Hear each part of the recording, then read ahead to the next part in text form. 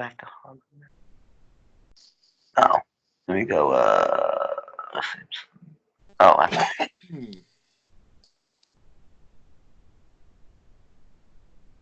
All right, I am recording.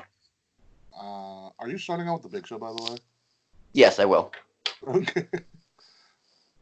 That means I am also recording. It's a big slow. All right. We're just 3, 2, 1, clap, or what's our safe word? Let's do big. Big. Okay. All right. 3, 2, 1. Big. Big. Yeah, it kind of works.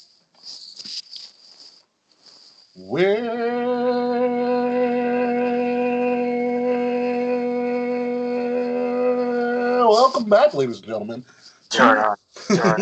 to another episode of Kings of the Rings podcast. And Happy New Year! It's our first official episode of the new year. We did have the Diamonds of a Decade award show last week, which had a great turnout for it. So thank you for everybody that listened to all of our shenanigans and our reasoning, and some of our arguments when we had freaking ties in the voting process. Of course, I am your host, King Rickie Rose of the Kings of the Rings podcast, and also your general manager of Wrestle Addict Radio. Find me at Ambassador Biggs across all social media, that Facebook, that Instagram, that Twitter. I'm still on Bumble, actually. I don't know why I keep on holding out hope, but I'm still there. What's up? My Facebook dating. It's new, I think. Ironically, I've dabbled. It's not the greatest. It's terrible. It's weird. It is. It's different. You know what it is? Because there's no ads yet. There's no ads. And there's no swipe limits. True. I mean, Bumble doesn't have a swipe limit. Well, yes, it does. My fault. Yes, it's like, all right, Will, you've had enough. It's not going to work out tonight, Will. Just go home. Try tomorrow, fool. Anywho, find Kings of the Rings podcast social media at KOTR_podcast on Facebook, on Instagram, on Twitter. Listen to us each and every week on your preferred podcast listening application: Spotify, Google Podcasts, Apple Podcasts, iHeartRadio, just to name a few. By subscribing to Wrestle Addict Radio. Follow Wrestle Addict Radio's social media at addict_wrestle on Twitter, and Wrestle Addict Radio on Facebook and Instagram. It's a 2-man show this week to kick it off the year of 2020. We're kind of kicking it old school, I guess, Will. So without further ado, the founder, Will Tarashak. Yeah, it's going to be a good time. I miss Kate Murphy, but she's at some kind of concert, something rather. Wasn't it the starting line or something? No, that was me. That was me a few weeks ago where I hurt my knee. I was doing the starting line, crowd surfing. Oh, did I tell you the story when I was crowd surfing? You crowd surfed every week? I crowd surfed, yeah, but like when I was in the air, my glasses fell off and I caught them midair. It was amazing. Nice. Yeah, dude, I got so lucky. But then like I lost my hat. It was when the King Six podcast hat, obviously. You lost the hat? I fell off. I lost it, but I didn't notice. When I got over the barricade, this chick was like, "Yo!" and threw it back. I was like, "Yo, you're the one." I was like, "Girl, you're the real MVP. Here's a card." Not really. Couldn't reach my wallet. But no, it's me. It's Willie T. If you want to go to concerts with me, find me on the gram of Instagramification, T as in Thomas, ARASHUK with Will in front. And let me know what concerts are coming up. My birthday's coming up in February. Aren't you going to for your birthday? Post Malone is playing like the weekend after my birthday. So if you want to go see Post Malone, I'm down. Or Ricky, we might go to Sapphires for my birthday. I'm turning the big 2-5. Oh, I mean, we can't hit up Zarian. Yeah, that's why I asked you what club you worked at. Because Jared had that idea, and I'm seriously thinking about it. I think that'd be a great time to turn 25. I mean, and there is some package deals for it as well. Exactly. I feel like he'd cut us a deal. So here's what we're gonna do. We'll hit up Zarian for it. Because on my birthday weekend, which is like 2 weeks after yours, first either we're gonna go to Evolve, like with Saturday after my birthday, because my birthday's on a Friday. It's either Evolve or an XFL event. Ooh, oh, it's so hard. It's so hard. Where's the XFL? Where they play? What? MetLife. No, they don't. Yeah, they got MetLife. And that weekend is New York versus LA. So it's probably going to be a bigger event, and it's going to be on ABC. Dude, like, I'm so confused. Like, are they going to sell the whole stadium? Are they going to cut it off? Like, I can tell you right now, it's probably going to be pretty much the lower bowl. So sightlines are going to be amazing. I'm still contemplating buying season tickets. It's like $400 for like season tickets for like 5 games. I'm not gonna do that. That's for sure. But if you say yo for my birthday, I will go to an XFL game for your birthday, and I'll even buy you a beer. That's the only way you're gonna drag me to one of those things. MetLife's great. MetLife Stadium is actually great. Getting there is great. Leaving there is fucking trash. For you. For me. For you. I live 15 minutes away. I mean, it's a sidebar of the XFL really quickly. I've been keeping up on it. They just released a lot of their rules. There are a lot of their experimental rules for this year.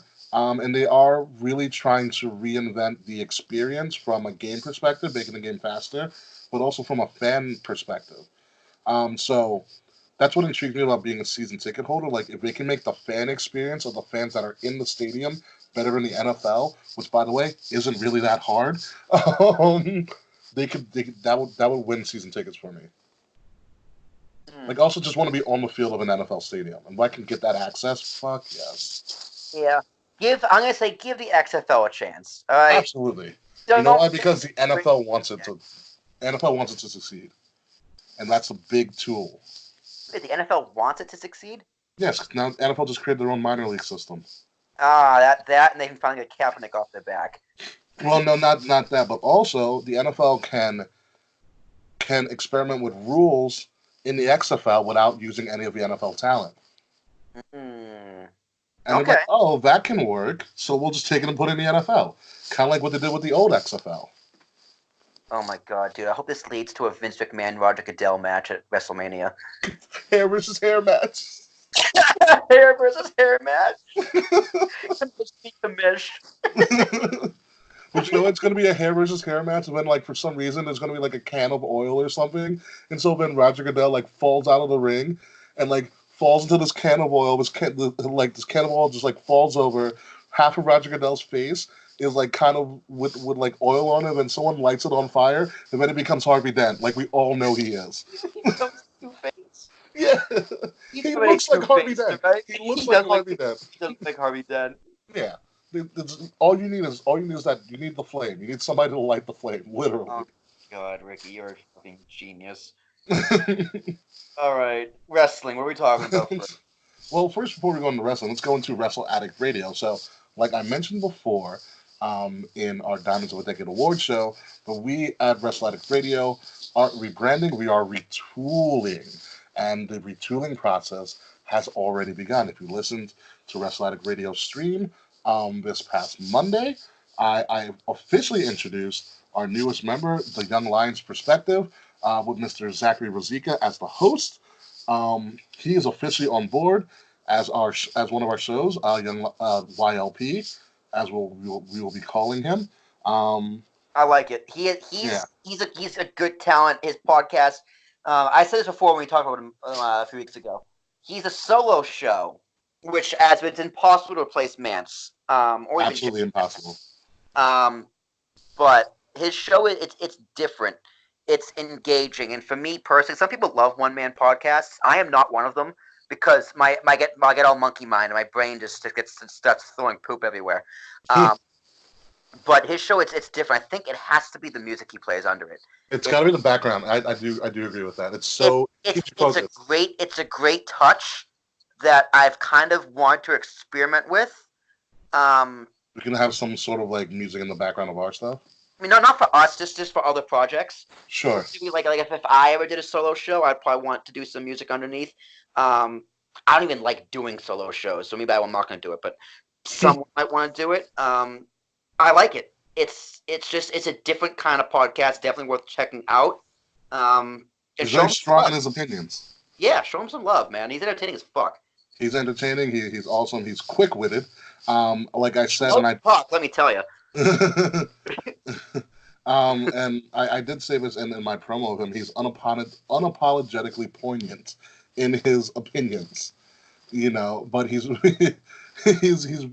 respectful of your opinion as well, which is one of the reasons why we wanted to recruit him for the network, and he accepted, and we fast tracked him literally within days.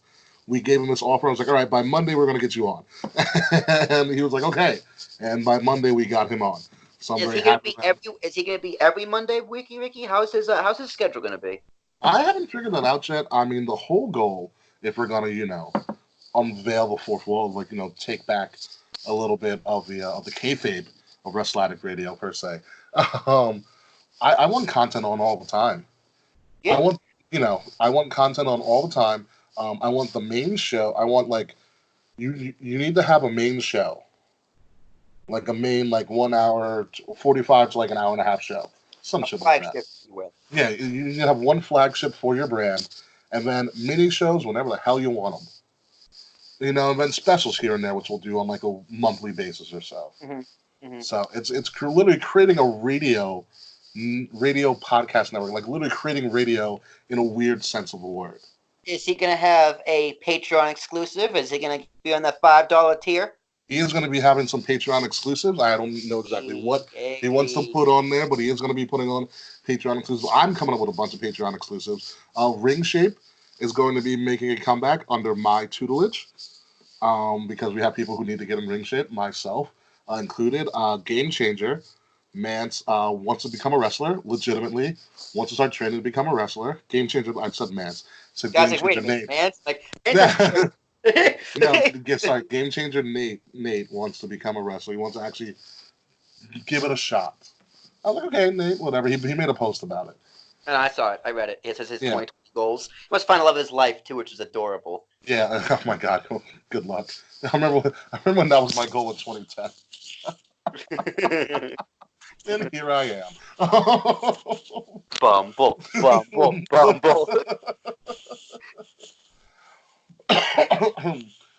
Although science states I probably already found the love of my life and I just haven't figured it out yet, or maybe I did.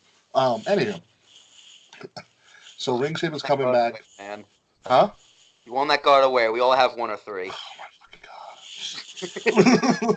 Yeah, that's Love and War. That's Love and War. That's Love and War. If I could create a podcast about it, it would be called Love and War, which is going to be the name of the podcast that myself and Kate Murphy are going to be doing. Which, by the way, we have a release date, which is going to be, guess what date, Will?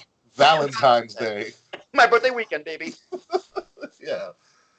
So Valentine's Day, the pilot episode of Love and War will debut, which is going to cover a lot of aspects of being a wrestling fan and also a lot of aspects of being in love. So Tip of the Crown is going to be a YouTube exclusive, which I'm starting that in the works. And Tip of the Crown and Watch the Throne is going to be also coming back as well. I like to Watch the Throne. That was solid. It was a solid once a week 8-minute rant. I loved it. Solid breakdown of my psyche. Yeah, so those are all the things coming around. But yes, Young Lion's Perspective, actually his first episode, he breaks down Wrestle Kingdom 14, which totally slipped my mind going into the new year. It was January 2nd, I was like, holy crap, Wrestle Kingdom's coming up. And Young Lion's Perspective, Mr. Zachary Zika breaks down the 2-day spectacle that was Wrestle Kingdom. We're not going to go into in-depth with it that much because, one, he covered it already, and two, I only saw day one. But here's what I think so far. I get why it's 2 days, because they wanted to crown the first ever double champion, which they did, and I'm not going to tell you who it was or who it is. But I felt that it could have been done. I get why it's 2 days because you want to build this drama and stuff, but I don't know if all of that was necessary. Day one is a long day, and I get you also have Jushin Thunder Liger's retirement as well, which is crazy that now he's finally retiring. He wrestled on both days, too. He had a tag match the first night. He wrestled on both days, and then he had a singles match. Yeah. I know what happened at Wrestle Kingdom. Yeah. I'm not going to watch it. It's a lot. I am kind of facing, I'm on the brink of wrestling burnout. To be honest, I'm still going to watch wrestling because I love wrestling, but I'm more focused on AEW and NXT than I am anything, and then SmackDown, and then Raw if I get to it. Sounds about right. I'm still gonna watch all the pay-per-views. I'm still pumped for the Royal Rumble because I have no idea what's gonna happen. I'm obviously still pumped for WrestleMania. I'm so pumped to do this podcast. If anything, I might just start watching Raw as YouTube clips again. Oh, that's why I do It YouTube. It works for like a million other people. So yeah, I mean, you get the gist of it, yeah. and you realize, wow, 4 million people watch that horrible wedding segment. No wonder it's so well. Yeah. So Wrestle Kingdom, great success. They had a lot of great matches. The match that stood out for me from night one, at least, is like I said, I did not see night two yet. The IWGP Junior Heavyweight Championship. Will Ospreay put on a fucking clinic. I forgot who he faced. Not that I forgot who he faced. I forgot how to say his name, and I don't want to miss. Oh, sorry. I do not want to mispronounce this individual's name. But match of the year so far, it was so good, and I liked it because it took away from what I've seen in a lot of New Japan great matches of the year. Like with like when the Okada Omega series, a lot of their false finishes were around the same finisher. But with this Ospreay match for the IWGP Junior Heavyweight title, all of their false finishes were different maneuvers. So it was like, oh, they pulled out everything, and then it took a completely different maneuver that no one had seen before for Ospreay to lose. Which I was like, oh, wow, that's actually creative. Finally. And that's what I enjoyed about it. Every false finish was something that you hadn't seen before in the match. And I thought it was fantastic. It was great. Moxley won the U.S. title, by the way, in a Texas death match, which is pretty much a last man standing match. Yeah, the only way to win was like a 10 count or like a submission, right? 10 counter submission. Yeah, which is interesting. Yeah, I mean, I was like, they're not really gonna do a death match. I was like, it's not that Japan promotion, not the one that Foley used to do.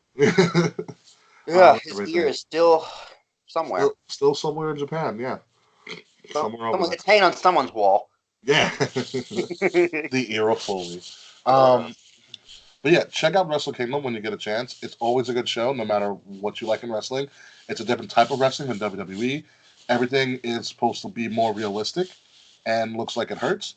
And I think they're doing a pretty good job with that for the most part. But like I said, for more of a review of Wrestle Kingdom, go check out Deadline's perspective. What I want to talk about with NJPW is that Jericho, who also had a match in Wrestle Kingdom, which was not advertised on AEW, Jericho was in a press conference, I think, after Wrestle Kingdom, and pretty much was like, all right, guys, let's stop feuding with each other, which, for all intents and purposes, NJPW has a right to be mad at AEW. A little bit. Just a little bit. Kind of took the majority. Kind of just took all their American stars. Yeah, and pretty much stopped their momentum into America. But, Jericho said, hey, let's stop feuding and let's actually start working together in a partnership. Correct me if I'm wrong. Before we go on to partnership, did NJPW kind of like lose its TV deal in America, or they kind of lose their deal with America? I don't believe so. I was listening to Mattman, and Zarian, I think, mentioned something like that. Like they're not going to be touring in America anymore. Probably not as much. They don't have some kind of deal. Something fell through. I don't know if they're talking about that or ROH or what exactly they were talking about, but that's not good. No, but I think it's all due to AEW. They rose so quick. They took all their talent. Like it stopped NJPW had a huge global thing in mind. Especially with the G1 Supercard from last year in MSG. It was gonna be like their big arrival into the States, and then AEW took a whole crap ton of people, and became the second super company, or trying to be the second super company in America, which really stops NJPW's progression. But the only way that they can kind of get back into the fold is if you have a working partnership, just like what NJPW have with Ring of Honor. The only difference with AEW and Ring of Honor is that AEW is Ring of Honor with a financial backing. That and I think Ring of Honor. Okay, here's a good question: Who did NJPW dirtier? Ring of Honor by that whole Enzo gimmick and not telling them, or AEW by stealing all their talent? Ooh. Which American company did the Japanese dirtier? Ooh. I mean, can say what you want about No. the AEW talent. They did it the right way. Their contracts expired, and they just didn't re-sign, right? Yes, So that's from correct. the business perspective, they did it. It was good business, bad personal relationship, Yeah. right? Whereas Ring of Honor kind of dug their own grave. Yeah. Because if I was New Japan, I mean, Ring of Honor is a dying brand anyway. Like They Ring of Honor can't. is pretty much the They new can't. TNA. They can't sell out arenas anymore. They're doing a free show in February. A free show. A free show in February at in Baltimore. Oh my god. Which is sad because Ring of Honor was great for a while. They had great alternative wrestling. They had everything. They had Yeah. everybody. Like it was for a little while. Ring of Honor was like the best kept secret. Yeah. They had so many stuff. Like back, they had Kevin Owens. They had Adam Cole. They had Roderick Strong. El They had Generico. El Generico. They had literally anybody worth having Brian Danielson. went through Ring of Honor. CM Punk was there for a little bit. Mm-hmm. His last night in Ring of Honor was great. Chris Hero. Yeah. Claudio Castagnoli. Yeah, they had an absurd history, and someone needs to buy that library. Yeah, I wouldn't be surprised if he doesn't already have a bid on that library. Someone needs to buy that library. Someone needs to buy the TNA library. Well, TNA is just the cockroach that survives a nuclear holocaust. No, but like if you can get starting TNA started like what 2004. There's like those weekly pay-per-views. Mm-hmm. If you can get like that up until like 2010 when Hogan came in, that's prime real estate. That's wrestling that's worth watching. You get like the origins, the come up story of AJ and Joe, who I think Joe was in Ring of Honor. I don't know if AJ was. Yes, he was. He did a couple matches with Brian Danielson. Okay, so they were in Ring of Honor. And you get to come up with Beer Money, Bobby Roode, the X Division at its finest. Daniels and Kazarian at their finest. Mm-hmm. Like the Kurt Angle coming in, Sting, the resurgence of their careers. That TNA library, that ROH library, it's old, waiting to be dug up again.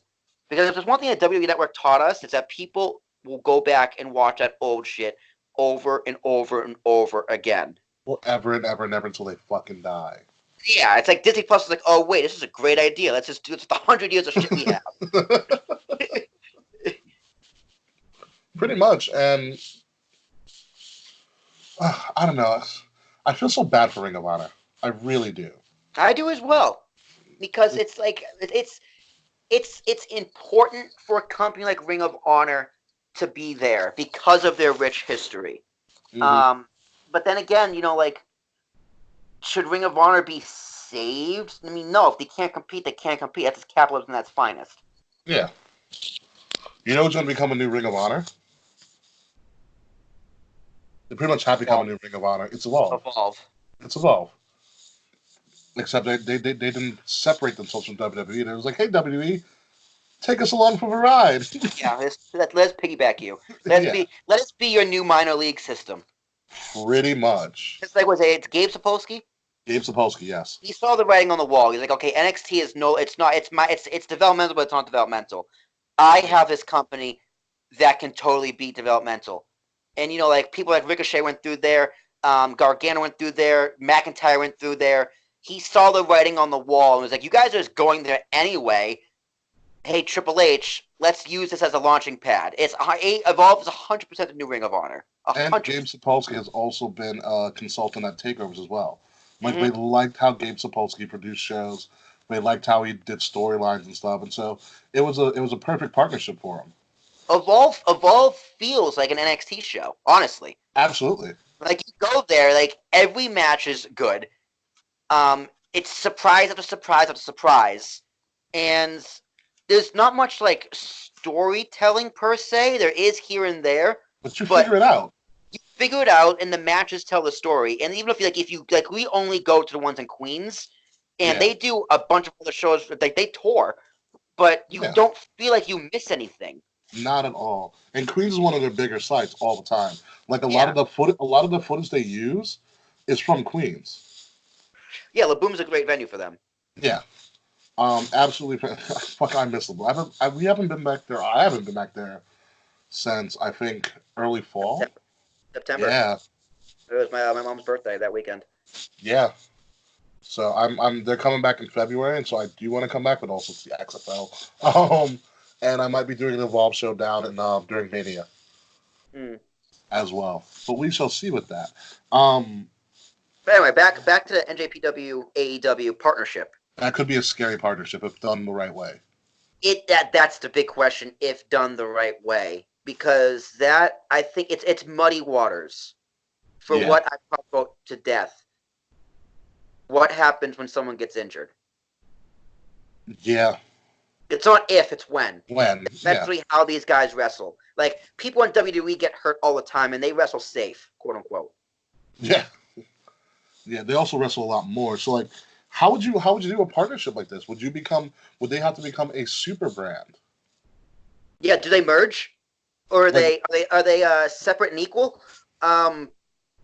Like, do you merge and then just have people like? Do you split the roster where they'll do like maybe a year or so in New Japan and maybe then come to the States and do something? Like, how do you do that?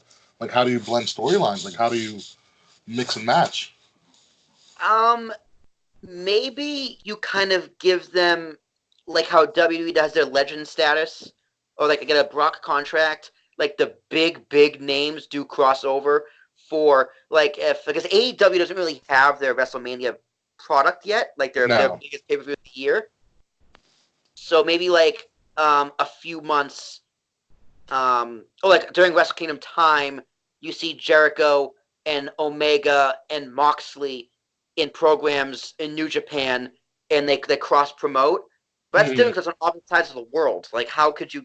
Or like, and you have like Ibushi or whatever the biggest Japanese stars are. I'm sorry, I'm very bad at that. Ibushi, Okada, Tanahashi, Okada, like, Naito. show up on AEW for a few weeks, Yeah, leading into like, or maybe you do co-branded pay-per-views, like one or two a year.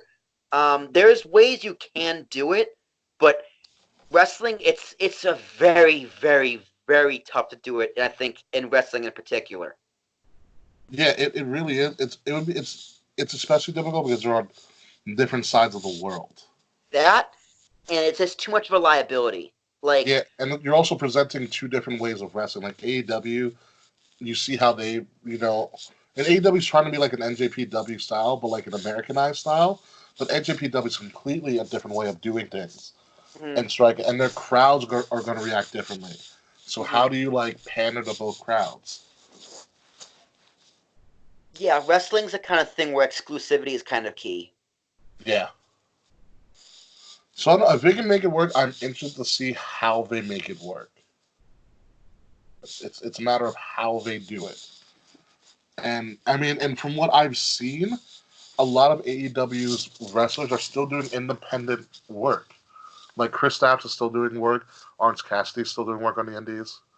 Mm-hmm. Like a lot of you guys are still working the Indies. At one point, do you as a company be like, stop working the Indies? You're too much of a liability. Soon, you know, soon, it's coming. it has to. Um, but for a big company like NJPW, that might go out a little longer. But another question: who needs who more? I think That's. the safe answer is NJPW, I think the but real answer is AEW.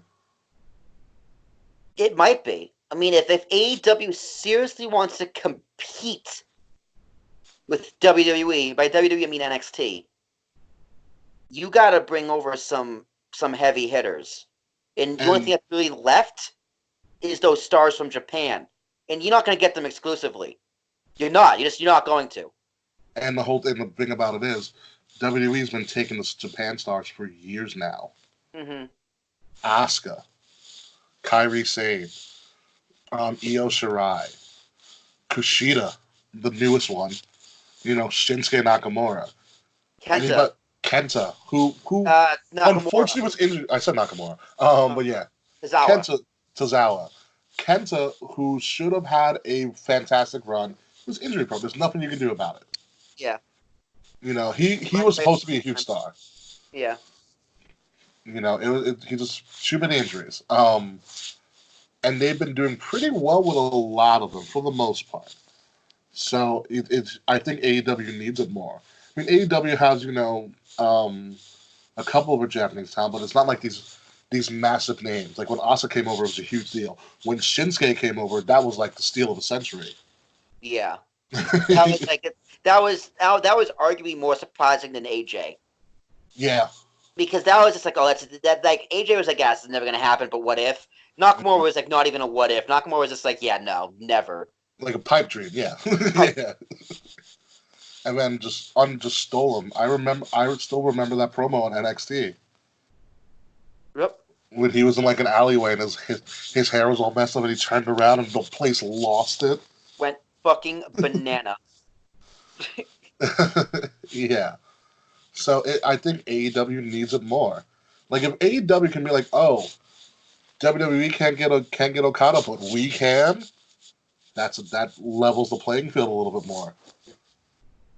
I do agree with you because NJPW has their niche in Japan. Yeah. Right. Like they'll be fine in Japan. They'll make enough money to survive in Japan because it's their home audience. Obviously, it's like TNA always does well in the UK for whatever reason.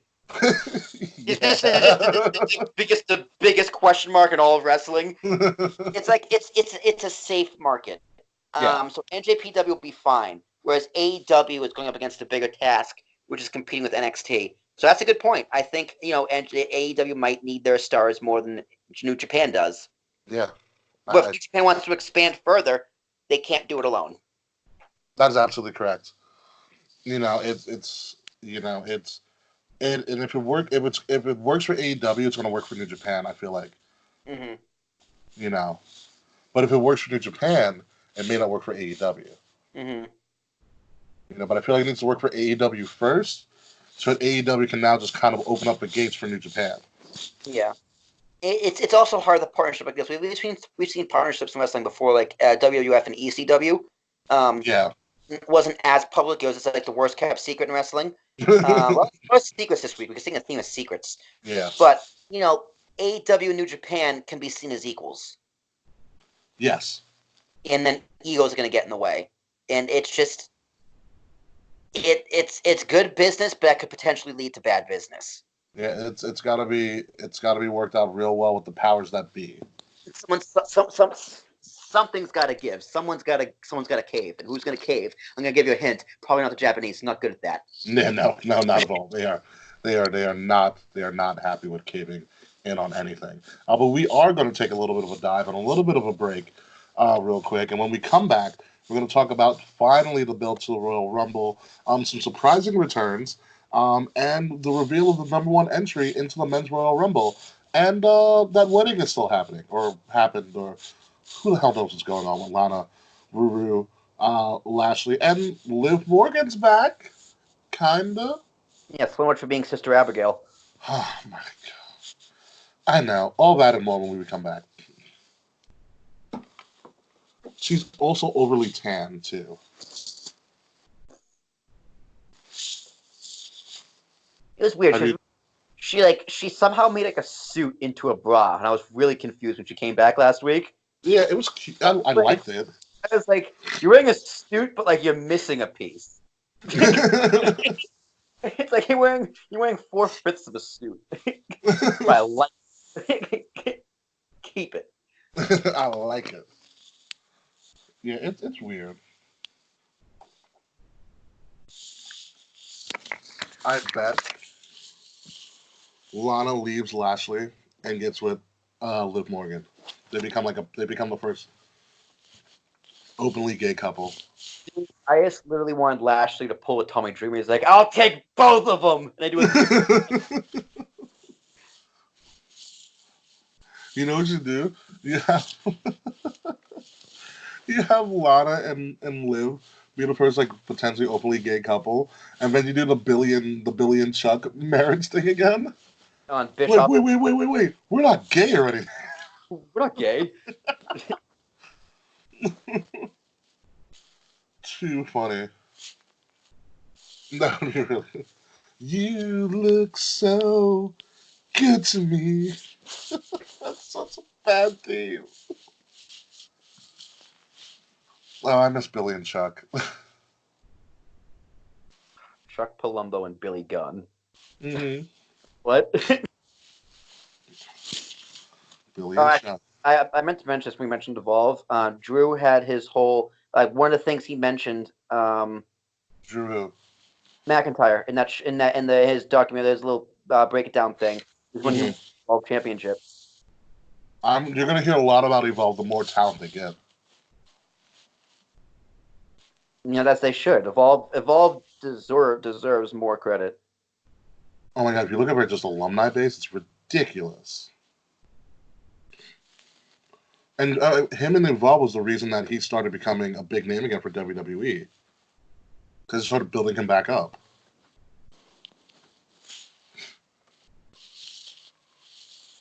Hmm. You look so good to me.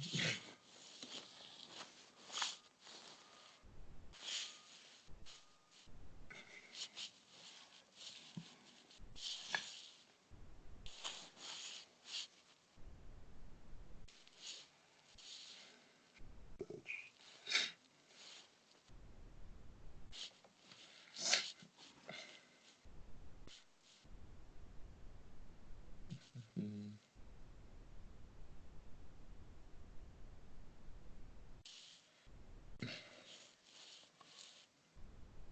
Tired.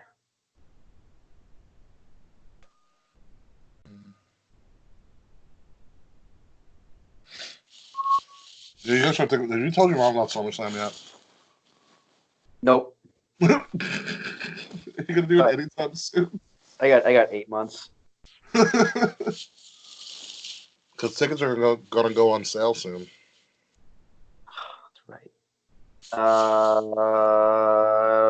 Rumble, right? Around Rumble. Round Rumble, yeah. Yeah, they do every other. Every other, yep.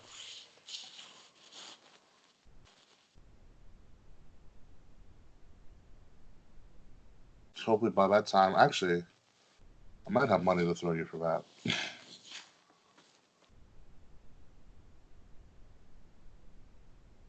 Charles and I are about to, once I get my paycheck, I'm about to put the down payment on this great Airbnb in downtown Tampa. Literally, it's a 2 bedroom, 2 bath apartment. So each bedroom is a master bedroom, and we have our own bathroom and shower. Nice. And living area. It's in this hotel complex, and right in downtown Tampa. And there's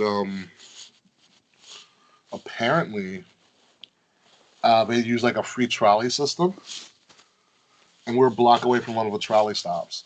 And the trolleys go straight to like the Amalie Arena where like all the events are being held, and to the convention center where Access is going to be held.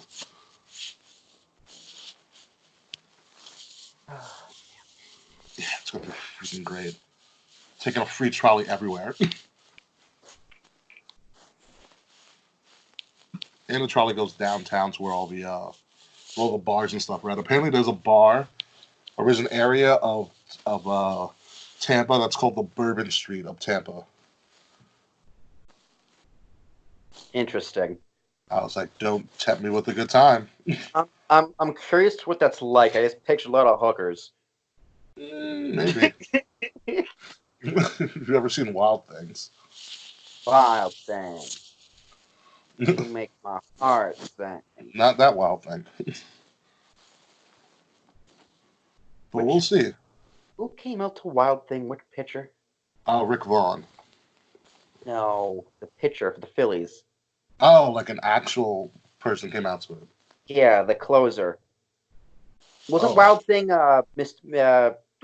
what's his name from the movie? the character's name was Rick Vaughn, but it was Charlie Sheen. Charlie Sheen. That's the one. No, Wild Thing. It wasn't John Kirk. He was like a second baseman. Yeah, no, He was an analyst on ESPN for a while for MLB.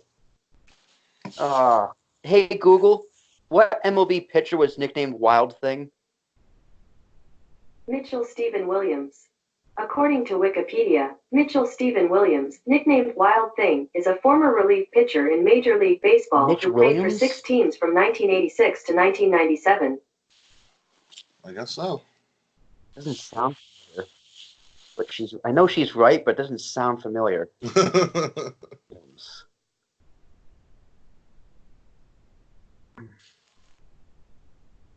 She had long hair. Might be. I'm looking now.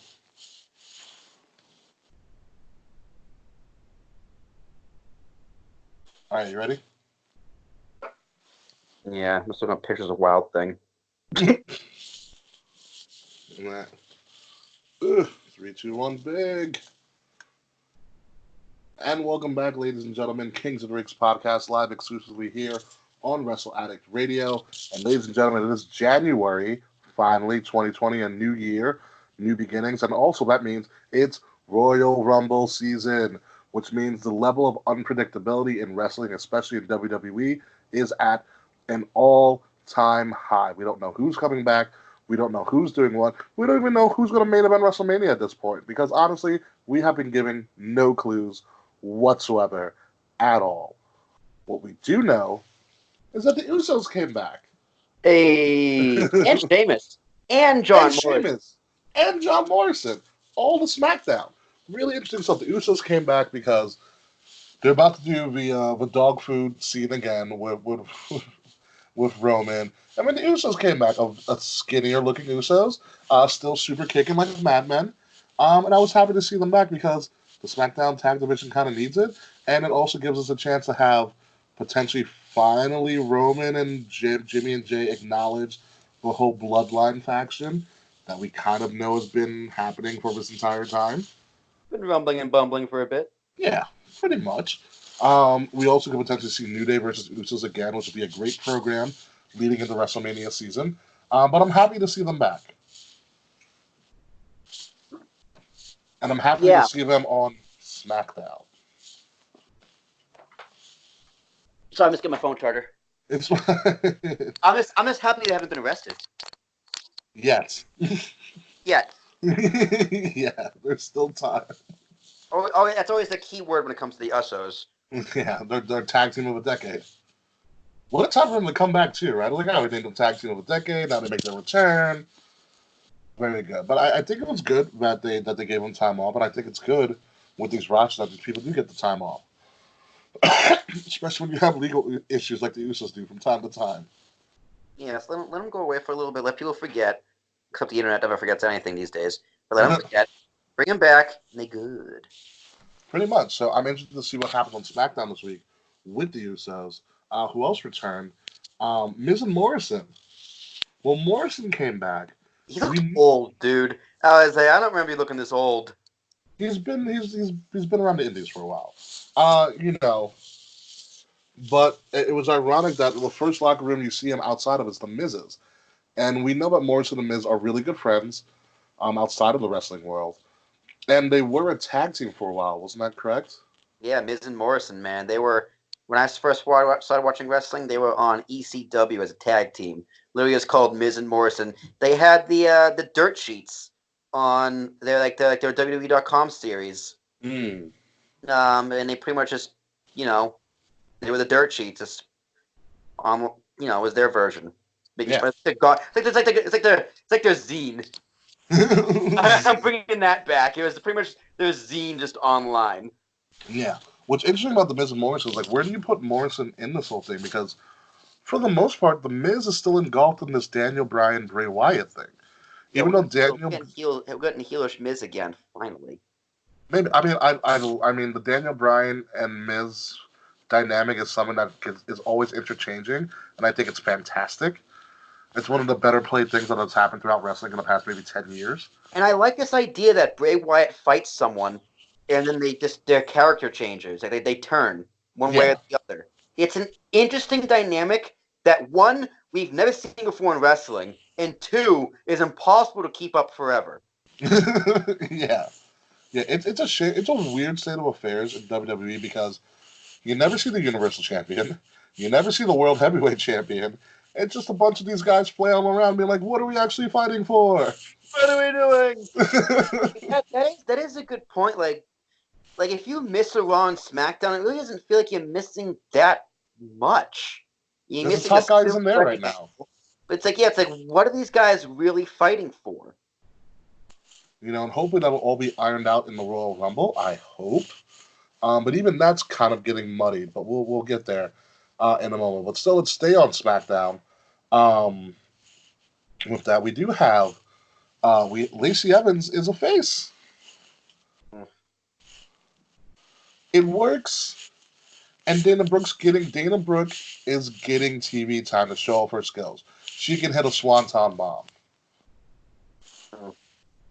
You're not a fan of this. No, I'm not a fan of it. It's because I never ever want to see Sasha Banks getting pinned by Dana Brooke ever again. Okay, fair. Neither do I. I don't mind Lacey Evans as a face. It came so out of nowhere. It did come very abruptly. They did it right after the Saudi Arabia thing, because after the match in Saudi Arabia, it's like, well, how can you boo her now? Like, especially you saw the 24 leading into it. Yeah, like they presented her as such a baby face and like such a great story. And that's where they mentioned like her daughter and everything, and they kind of ran with it. Like I'm okay with the daughter being involved in a storyline, but it's the whole storyline. It's kind of like, Sasha, why are you and Bailey bullying a child? It's like you're giving me those Trump vibes right now. I mean, to be honest, this isn't the first time Sasha has bullied a child. Right, but she did Izzy, but that was just a spot in a match. It wasn't the baseline for the whole feud. And it was genius. It was amazing. And Izzy's dad looked so angry carrying she was legitimately crying. He was like, I gotta fucking deal with this now, you piece of shit. It was amazing. So good.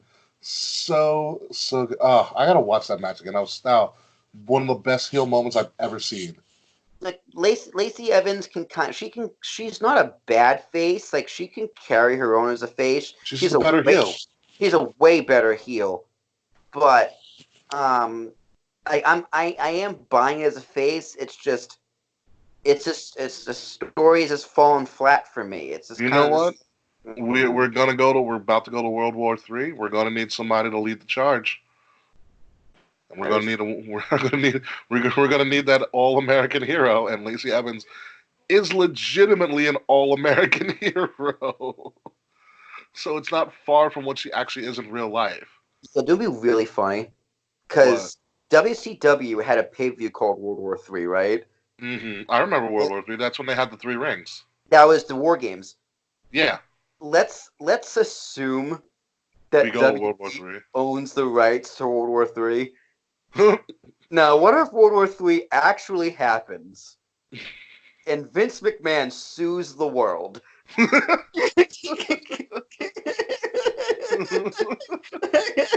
Like, damn it! You can't use World War III. I own it. I wouldn't be surprised. Would he sue, man? Like the UN?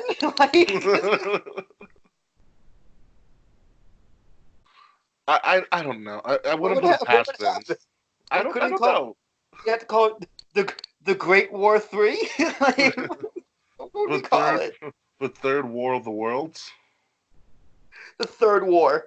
The Third War. The Third World War. World War the Third. Yeah, right. WW the Third. Well, I bet that's one of the trademarks that have expired. Cody Rhodes probably owns it now. So I think Cody wants World War III. Have him deal with that stupid issue. So, but hey, Lacey Evans is getting some time. I just can't wait for Sasha to turn. If there's any time, all right. So put it this way. I mean, and this is me being a Sasha stan, and I totally, accept any criticism for this. But what a better time to turn than right now? A face? No, Sasha turned stupid heel on Bailey. You have it set up. You know what it is? Like, I'm so over Sasha Banks. I'm so over Bailey. WWE has just booked them so up and down, like wave up, right and wrong for the past few years. Anytime they get momentum, It just goes it, right back down. it's immediately gone. Like when Bailey won that women's belt, I remember saying to you, Bailey's back. I remember. She's like the number one face in the company again. Because you were on your feet cheering like a maniac for her. Yeah, everyone was. She was back. Yeah. And then she was immediately irrelevant. Yeah. Sasha, she came back. Great heel heat against Becky. Great Natty, actually. against Becky. Natty, but great matches with Becky. Oh, yeah. She lost. Okay, fine. Go to SmackDown. Immediately irrelevant. Well, now she's the lackey to Bailey.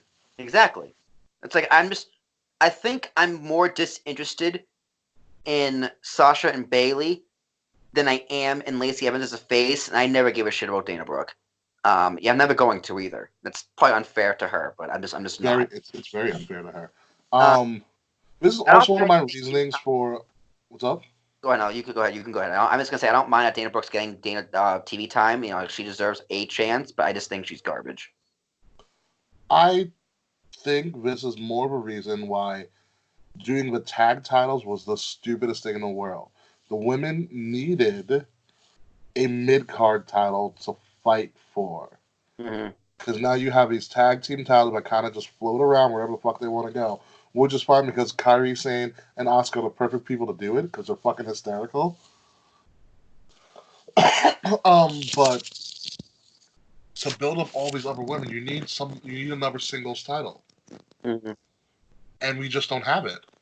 So now everything, if you're not in the main title scene, what are you doing? Well, the problem with a mid-card title, depending who has it, like I feel like it would be hard. Like there's a clear distinction between the IC title and the WWE title, United States title, and the Universal title, right? There's a clear gap between the two. Correct. With a mid-card title for the women, I feel like it might just be hard to kind of differentiate the two. Because like due to lack of airtime. Well, that and it's the lack of depth in the roster. Which is funny because they have a lot of depth. I don't think they use it. Yeah, it's weird. It's weird. Like the women's division something's not clicking, and I don't know how to fix it. And it's not giving them their own show. Definitely do not do that. Definitely not that. But you know what? I feel like this maybe we're just not the right demographic for the women's division. Maybe like I could see little girls loving this feud. I could see little girls going crazy over Lacey Evans and booing the shit out of Sasha. I could see kids eating that shit up. Yeah. So maybe it's not for us. You might go in. Maybe it's not for us. Maybe it's not the target audience, which is fine. Wrestling's for everybody. There's nothing wrong with that. But I just don't think it's good. And then you have Becky, who's targeted towards everybody. Kill Bill. Yeah. So maybe that's just it. It's not for me. Yeah, and what's the Becky and Asuka is a little bit more for us. It's good. It's not bad because there's a history there. There's an underlying story there. It's honestly it's the story we all forgot about that they're making us remember. Yeah, it's like oh shit, Becky has a point here, and she has a point to prove, and it works. And it works. And I think to continue it, Asuka should beat Becky. I was talking about this with I think Deuce on Twitter. Shout out to Deuce. Every superhero needs every Superman needs their kryptonite. We're always and in wrestling, every person needs somebody that they just can't defeat. For Shawn Michaels, it was The Undertaker. No, other way around. Well, okay, up until 25, but Shawn Michaels always beat The Undertaker. The casket match. Yeah, that's true. Foley, I think. The Hell in a Cell, he had help from Kane. American Badass, I don't know if they ever really clashed. But up until the retirement angle, Undertaker never beat Shawn Michaels. But to prove your point, for Undertaker, it was Brock. For Undertaker, it was Brock. Who else was it? For Brock, it was Seth for a while. Stone Cold was Brett. Huh? Stone Cold was Brett. Yeah, for The Rock, it was Stone Cold. For the most part, yeah, pretty much. Pretty much. There always need to be somebody's kryptonite, and I think Asuka can beat it. And I don't think Becky should beat Asuka right now. I mean, Asuka maybe like if we're being realistic here, Asuka has 4 years max, maybe. If that.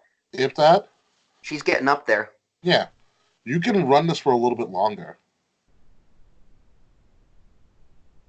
You could, but to drag us out to WrestleMania. Now, I mean, I think Ronda's winning the Rumble personally. You think Ronda's coming back and winning? Yeah, because that's the match right there. That's the match everyone wants to see. That's the one match Becky has left, and I think Ronda gets her belt back, and then Becky goes back in the chase, and she's immediately hot again. And that's another problem with the women's division. Like, babyface WWE has a problem. Once a babyface goes on the chase, and he or she gets super hot, once she gets the belt, it's kind of like, well, now what? You need to give them another adversary. And that's been a problem with WWE for a long, long time. Which you have to keep on creating better, bigger, and better adversaries. It's kind of like it's comic book booking almost. Mm-hmm. Once a person reaches the mountaintop, once Captain America gets his shield, who's the next person to try to take him out? Mm-hmm. Like, think about 97 in the Rise of Austin, in the early 98, the Rise of Austin. As soon as he got the belt, it was kind of the same thing. It's kind of like, well, now what? His first title defense was against Dude Love. Not even kidding. And then from there, it was kind of like, oh, okay, what's he gonna do? And then Vince McMahon character became born, and that was the adversary. That was it. It just fell in their lap. You got a little Taker in between there as well. Yeah, and then you did but Vince McMahon was that guy that brought him from megastar to superstar to megastar. Yeah. And I think Becky needs that adversary. I mean, you've done as much as you can with Charlotte. Mm-hmm. You could do more with Sasha if you gave Sasha a bigger role, but Sasha moved over to SmackDown, which is fine. Mm-hmm. You need somebody who's going to be, that thorn in the backside. I think can also work well, and I think Asuka and Becky can work well together. Maybe. We'll see. We'll see. I could see it being amazing. I could see it being okay. It's definitely not going to be bad. No, definitely not. Asuka can carry a match for sure. Absolutely. But maybe Ronda's that Ronda Becky feud is going to be amazing. I think it's just maybe a little too late because Ronda just kind of went away, and they were already feuding in the on the chase she was chasing. So I don't know. We'll see. We'll see if Ronda even comes back. Who knows? That is a big if. Very, very big if. Sasha wins the Rumble and then turns on Bayley then. That would be beautiful. Right? How much of a boner would that give you? Oh my God! I've already need to switch pants already. I really do. RKAJ. Anything crazy happened this week? Last week was awesome. Pretty much. AJ Styles went up against Tozawa. I was like, oh, AJ and Tozawa, interesting match. Let's see how this pans out. It was a squash, and so AJ's about to pretty much DDT Tozawa. And he's like, wait a minute, and then he does the vintage Orton spot. I love it. And then he was like, wait a minute, and then he does Orton's setup to the RKO, and he RKO's Tozawa. Damn. And pins for the 1, 2, 3 because Randy and AJ are not going to last till Mania. They're going to face off with each other next week on Raw, which should be interesting. And then also AJ Styles goes on the ropes and does Randy Orton's pose poorly, but he does the pose. Dude, AJ's just such a good heel. He's just like, you're such a dick, dude. Like, stop it. I love you, but stop it. So interesting moment here. So after AJ's segment, they start to set up the wedding angle, like the Lana and Rusev thing, because they're gonna actually finish the wedding. So wait, they did a wedding again. They finally finished the wedding. Well, here's one of the best things I've ever seen one of the best wrestling botches in the world. Oh, is this when So AJ's leaving, and so the guy who's the legitimate actor who's playing the wedding officiant rolls into the ring, and security ransacks him. Security is decks him.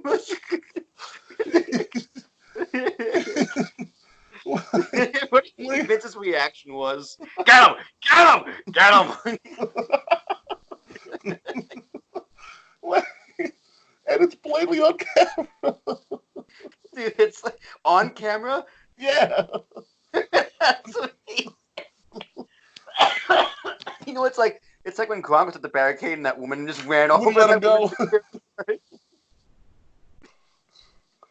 Oh my god, yeah, you AJ's walking up the ramp, so the camera's on AJ. And then in the background you see this guy roll into the ring, and then you see security just swarm him. Wait, where did this guy come from? The crowd? Did he come from the ringside? Did he come from the ringside? So he came from the timekeeper's area. Yeah. Okay, so that's why security is like, what's this guy doing? It's just ransacked him. Tackled him. Like you think he pushed Bret Hart or something. Boo.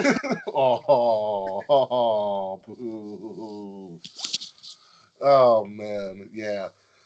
Oh, it's so funny. So fun. Although I will give WWE Creative a really good not creative, WWE's audio video team. They really made that wedding segment from last week look really fun. And it was not that good. Dude, it was... They chopped that up perfectly. It was so bad. It was so bad, dude. That's all I can say. It was... And the crazy part about it is in this time around when they did it, Lana and Lashley finally have their kiss and they're official. And all of a sudden, Rusev appears on a blatant green screen. He's like, "Hey guys, I'm on vacation." Like this really Sandy Beats thing in the background, and it just gets weirder. So Rusev saying this whole thing, blah blah blah. Lashley's trying to talk shit, and then Lana starts going off on a rant. And I don't know if Lashley was supposed to say this or not, but during Lana's rant, you can literally see Lashley looking at the Tron, and Lana's behind him. And Lashley gets on the mic, he goes, "Shut up right now." You're married, all right? And I was like, I think Bobby Lashley just went off the cuff because he's really annoyed. No, people. Rumor has it that Lana isn't given a script. She can just do whatever she wants. Oh my god. Yeah, Vince loves this angle so much and loves Lana's heel work so much. It's he just gives her free reign. Because it was reported that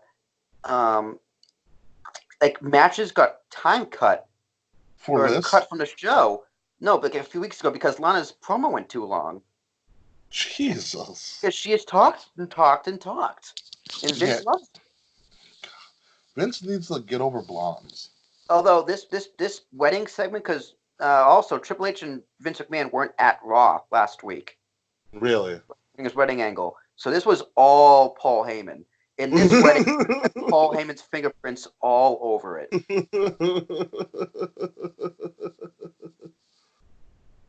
Yeah, it actually, when you look back at it, it has a very ECW vibe.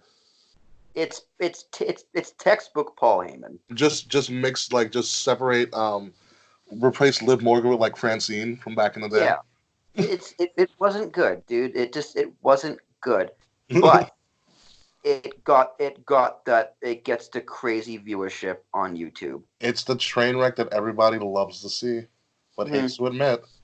Mm-hmm. It's like, did I use it before? It's like a GoPed. Or a moped, actually. Ugh. Ew. They ever use the moped reference? No. So everybody likes to ride a moped, but you never want to be caught riding one yourself. Yeah. Yeah, that's a good one. Yeah. People love this angle because it's so trash. And people love trash. Look at NASCAR. People don't watch NASCAR for them to go in circles. They watch to see the train wrecks. They watch to see someone almost die, but they don't want them to die. Exactly. They secretly do. I don't know. I'm not a fan. Pretty much. And that's why the segment just continues. Dude, it was a half hour. Lana and Rusev and Lashley are going to have a match next week. Liv Morgan might be around. At this point, I feel like Liv and Lana are just going to get together, be the first openly female gay couple, which is really going to piss off Dara Baronado, which I forgot what her actual wrestling name is at this point. People in the Sonya internet... Deville, there it is. Yeah, people are upset that, like, why wasn't this given to Sonya? Why wasn't this? Why wasn't this that? And it's like, guys, they're acting. Yeah. They're actors. Fucking relax.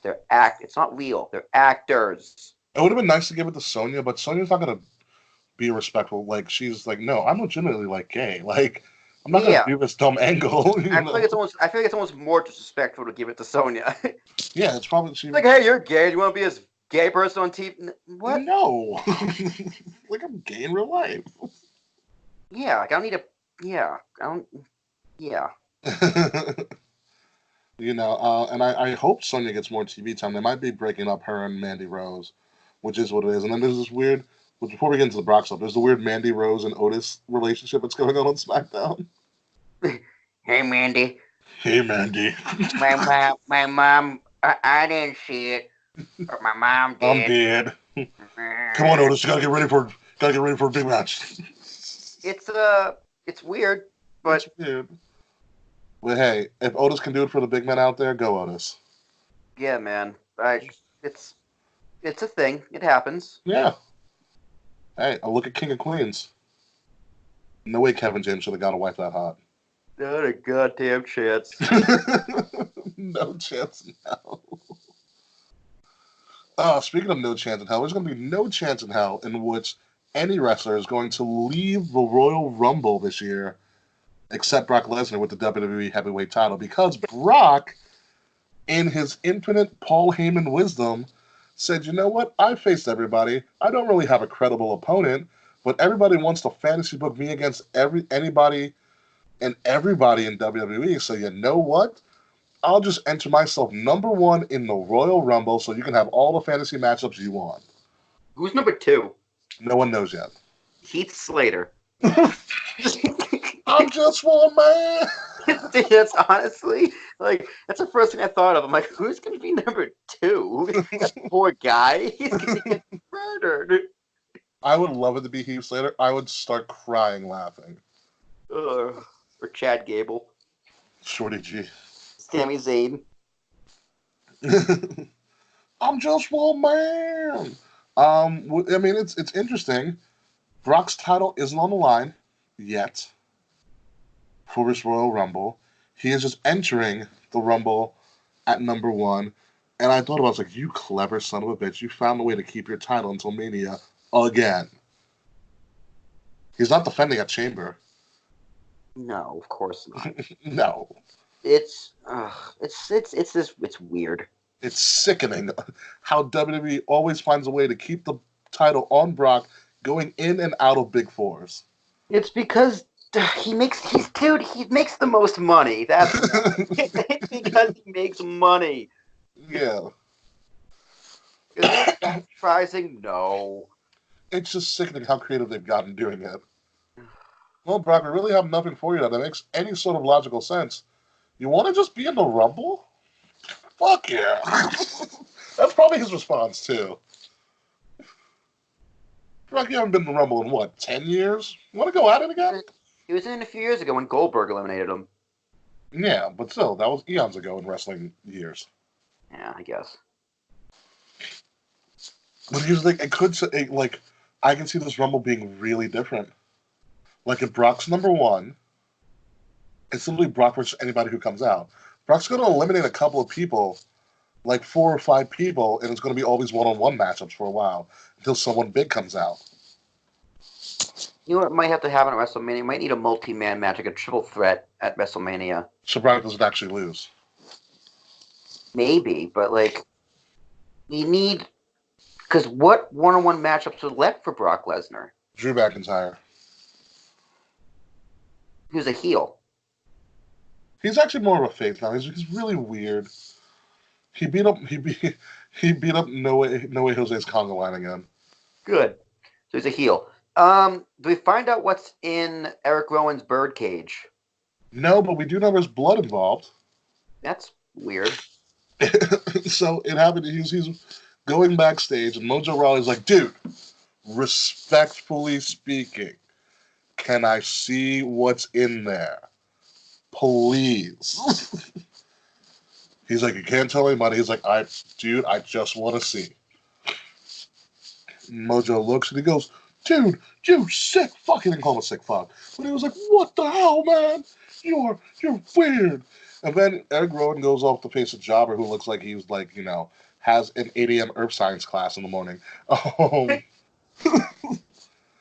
And he's like, you want to see what's inside? You want to see what's inside? Make sure you open your eyes. He like shoves this kid's face into whatever the cage is, and the kid comes out with like all of this blood on his face. And he goes back screaming. See, it's what happens when Paul Heyman writes TV. In my mind, I was like, period blood? I was like, when she doesn't tell you she's on her period? Which when she tells her white lie. So apparently, whatever it is, it's pretty bloody. That's our only clue at this point. I still think it's CM Punk's contract. Bloody contract. It's what you know what it is. I really hope we never find out. You just drop it. Yeah, I want it to be one of those unanswered like wrestling questions, like what's like. Remember when Shane came back? It's like, oh, there's that secret lockbox of mine. Yeah. And they never talked about it again. Or like who was behind GTV. I think we're gonna bring that up. I still have no idea. No one has an idea. I was gonna say the anonymous Raw GM, but we kind of have an idea about who that was. But yeah, my God, I don't know. The best thing on Raw right now are two feuds. You have Rey Mysterio and Andrade for the U.S. title. Fan-fucking-tastic. And then you have, obviously, Aleister and Buddy Murphy, who just love to beat the crap out of each other week in, week out. Good. It's quite good. Yeah. Fantastic. Rey lost his mask again. Go figure. Like, can we stop demasking Rey? If they're gonna do it, let's at least see his face. Yeah. Or something like you haven't seen Rey without his mask anyways. Like, it's happened before. I saw WCW. Exactly. Like, come on. Let's get over this demasking Rey. Like, it's ineffective at this point. And last but not least, apparently Seth thinks he is not just CrossFit Jesus, he thinks he's actually Jesus.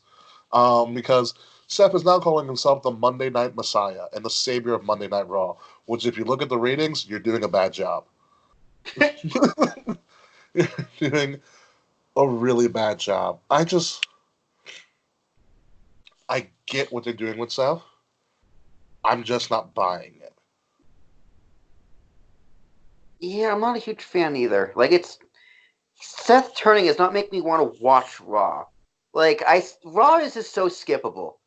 It really is. Even a Big Schlo coming back doesn't make you want to watch Raw. Yeah. Like, what do you do with Seth now? What does Seth do leading into the Rumble? Or WrestleMania for that point. Yeah. The only Rumble thing that I've heard about, potentially, is that's been rumored around multiple unreliable sources, is Harlem Heat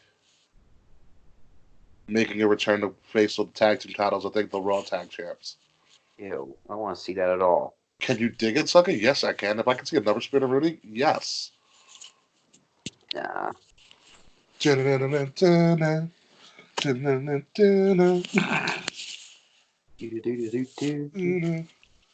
one of the greatest things of all time.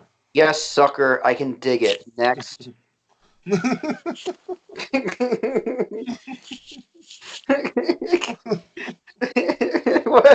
if someone just said at the Booker T like at a meet and greet? All right, sucker, I get it, I dig it. What else you got? All right, Let me see some creativity here. Booker, bye. Just go, okay, Booker. Booker bye. Show title. Booker bye. Finally, we got something. Yeah. Something stuck finally. And now that we've got a show title, we're going to take a quick commercial break, and we're going to talk about a couple of the new tournaments that are happening within wrestling, as well as there's another takeover happening, and it's not in NXT regular, it's in NXT UK. So we're going to talk about all of that, plus our match of the week and our king of the night, and anything else to do with wrestling when we come back. So take a quick commercial break, and we will see you soon. Booker bye. Booker bye. I'll be right back. I gotta take a peel. Put this here. There we go.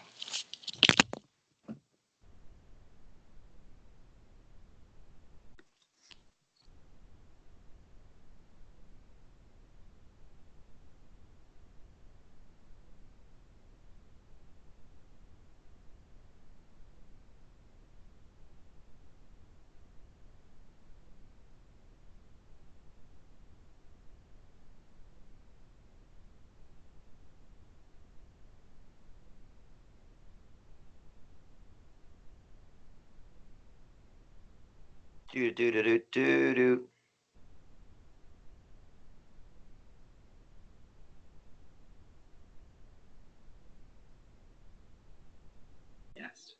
If all went as planned, his guest would be dead by morning, though 4 others had already tried and failed to finish him off. The Russian monarchy was on the brink of collapse, and to Yusupov and his fellow aristocrats, the holy man they'd invited to dinner was the single cause of it all. But who was he, and how could a single monk be to blame for the fate of an empire? Grigory Yefimovich Rasputin began his life in Siberia, born in 1869 to a peasant family. He might have lived a life of obscurity in his small village, if not for his conversion to the Russian Orthodox Church in the 1890s. Inspired by the humbled monks that wandered endlessly from holy site to holy site, he spent years on pilgrimages across Russia. On his travels, strangers were captivated by Rasputin's magnetic presence. Some even believed he had mystical gifts of prediction and healing. Despite Rasputin's heavy drinking, petty theft, and promiscuity, his reputation as a monk quickly spread beyond Siberia and attracted both lay people and powerful Orthodox clergymen. When he finally reached the capital, St. Petersburg, Rasputin used his charisma and connections to win favor with the imperial family's spiritual advisor. In November 1905, Rasputin was finally introduced to Russian Tsar Nicholas II. Nicholas and his wife Alexandra devoutly believed in the Orthodox Church, as well as in mysticism and supernatural powers, and this Siberian holy man had them transfixed. It was a particularly tumultuous period for Russia and their family. The monarchy was barely clinging to control after the revolution of 1905. Their political struggles were only intensified by personal turmoil. Alexei, the heir to the throne, had a life-threatening blood disease called hemophilia. When Alexei suffered a severe medical crisis in 1912, Rasputin advised his parents to reject treatment from doctors. Alexei's health improved, cementing the royal family's belief that Rasputin had magical healing powers and guaranteeing his privileged place on the royal court. Today, we know that the doctors had prescribed aspirin, a drug that worsens hemophilia. After this incident, Rasputin made a prophecy. If he died or the royal family deserted him, both their son and their crown would soon be gone. Outside the royal family, people had mixed views on Rasputin. On one hand, peasants regarded him as one of their own, amplifying their often unheard voice to the monarchy. But nobles and clergymen came to despise his presence. Rasputin never ceased his scandalous behavior, and they were skeptical of his so-called powers and thought he was corrupting the royal family. By the end of World War I, they were convinced the only way to maintain order was to eliminate this sham of a holy man. With this conviction, Yusupov began to plot Rasputin's assassination. Though the exact details remain mysterious, our best guess at how it all unfolded.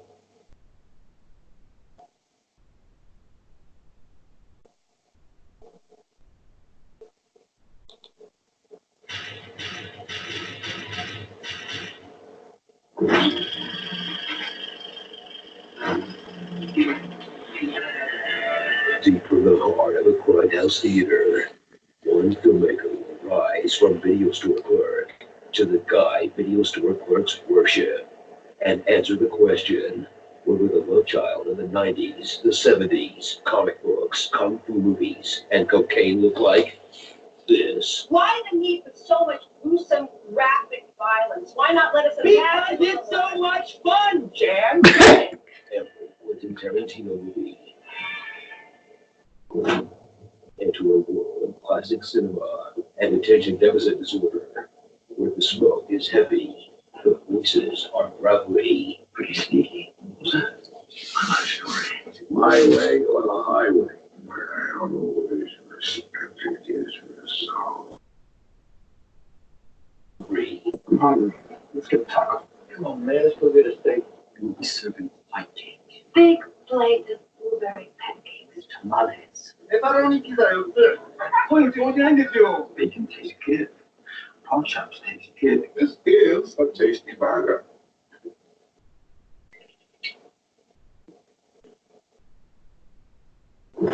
Experience all three phases of QT's career. The critically acclaimed crime trilogy. The I'm just gonna make 70s movies phase. The really long one.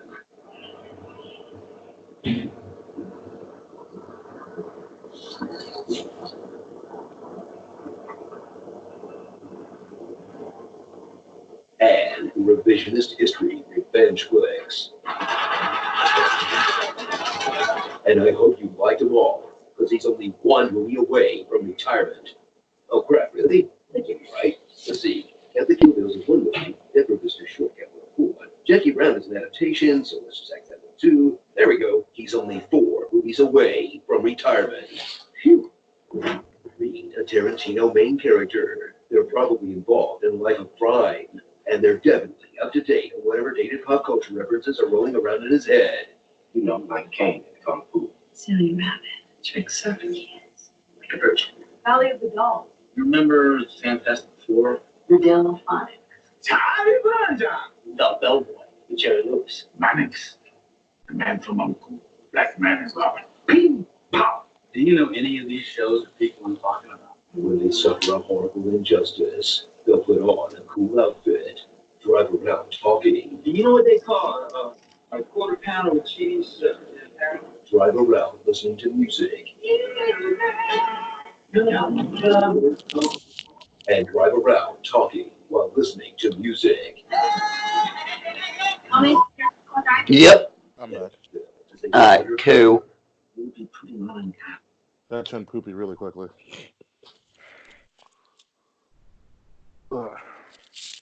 It's fine.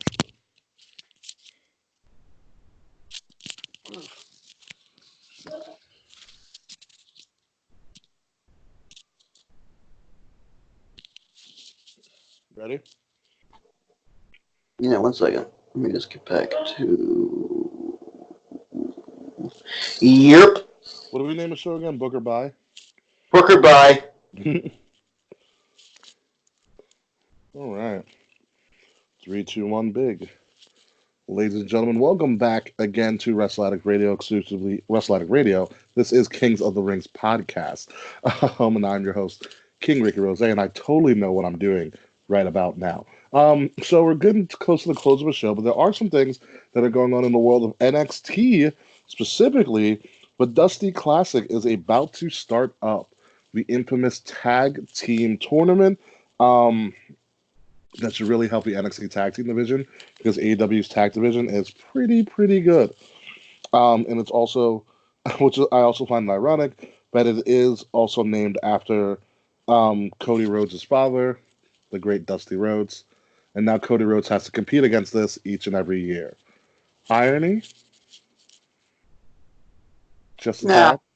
nah. They did this 3 times before AEW existed. So if anything, Cody Rhodes is stealing it. Well, no, and Cody and Dustin have been on the show when they present the award to the winners. This is true. Which is also true. No, So here, not this year. no, not at all. And yeah, Cody, Dusty, and Brandy have all been on the show. Just not the dog. Yeah, for good reasons. Yeah, God. Love that dog, though. So opening round matchups, we have Imperium, Fabian Eichner, and Marcel Barthel versus the Forgotten Sons. You have Matt Riddle and Pete Dunne, kind of an odd booking, versus Mark Andrews and Flash Morgan Webster, former NXT UK tag champs. They're fucking phenomenal. You have the GYV, the Grizzled Young Vets, versus Kushida and the mystery opponent, a mystery tag partner, actually. And then you have those thick boys in Gallus versus the Undisputed Era of Fish and O'Reilly. So, who wins this tournament? The fan. Oh, Dusty. You know, looking back, other than the AOP, there's kind of just been like a mismatch. Well, then I guess the Undisputed Era as well. So never mind. I take that back. I'm picking Riddle and Dunn. To win the whole thing. Yeah. Because Dunn did get close. Mm-hmm. And then that was one of the best turns ever. Yep. I just I saw them together. I'm like, ooh, that's good. That's good. I think it's a good feather in the cap for Matt Riddle to kind of elevate him a little bit further because he's on the verge of his breakout moment. Yes. His in-ring's there, his character is almost there, and that Star Wars gif of Rey Mysterio and Rey from Star Wars is fucking amazing. Going past trying to find the brackets again. My name is Rey Mysterio. Rey Mysterio. See, like I see the brackets, and that's the first thing I noticed. That's the first thing that stood out, and I like it. I like it a lot. I like these brackets. I like this tournament. It's going to be interesting. Yeah, especially because with NXT UK, it all depends on who Kushida's mystery opponent is. If he brings back his Time Splitters tag partner, that would be great. It could be Morrison. If you remember, Evan Bourne, aka Matt Sydal, just re-signed with Evolve, which means he could more than likely show up at during this tournament because why the hell not? It's possible, sure. You know, you got to do this really well. You have to have one NXT regular tag team versus one NXT UK tag team. And I'm looking at this. It's hard to go up against the Undisputed Era and Imperium. They're on two different ends of the bracket. And when you think of Dusty Rhodes Tag Team Classic, you're thinking Dusty Finishes, you're thinking Mayhem. What more mayhem do you have with the two tag teams in the ring and when the two other partners of both factions outside of the ring? Mayhem's going to ensue. And I think that's money for whenever the finals are going to be. It's going to be a Dusty finish no matter what. Probably. This tournament always delivers, one way or the other. It's always fun. It's always fun. Tournaments in wrestling are fun. Yes. They're fun. They're a good thing. Bueno. Yes. But we shall see. We'll see. Excuse me. Yeah. Like I said, I have my money on Imperium versus Undisputed because right now it makes the most sense. Two of your biggest factions in NXT going off against each other for a title sounds perfect. Yeah, imagine an Imperium match versus Matt Riddle and Pete Dunne. Dear Lord. They're on the same side of the bracket too. I know. That's just to go to the final, bruh. We're gonna have who are the grizzled young veterans? GYC. Remember during one of the tournaments, like if you hate someone, take your shoes off. If you hate what's his name? No, I don't. Never mind. And They're good. Gallus? Who is Gallus? Guys, you really need to watch the UK. Yeah, okay. Undisputed Grizzled, Era against Kushida and a mystery part. Actually, maybe not. It'd be I don't know. Andrews and Flash Morgan Webster. they're so mod. They beat the Grizzled Young Veterans for the tag titles during like the last takeover. Maybe we'll see the Grizzled Young Veterans upset Kushida. Let me not upset Kushida. I'm gonna say the Grizzled Young Veterans versus Undisputed Era, and then Imperium. I don't. How is Imperium not going to the finals? Like, right? Like, I'm just looking at this now. I'm like, well, wait a minute, Will. Back up your thought process here for a second. You might be right, Ricky. You know what? I don't know. Money. It is. It is. And then Walter gets involved somehow. Oh, okay, put it this way. It's going to have Imperium versus Undisputed Era going into 2020. Yeah, you're probably right. Walter's going to get involved. Adam Cole's going to get involved. Adam Cole versus Walter for the... Well, Walter's still the UK champion? Yes. Oh, that's going to be a good match if Adam Cole and that guy goes off. And Walter. So many possibilities.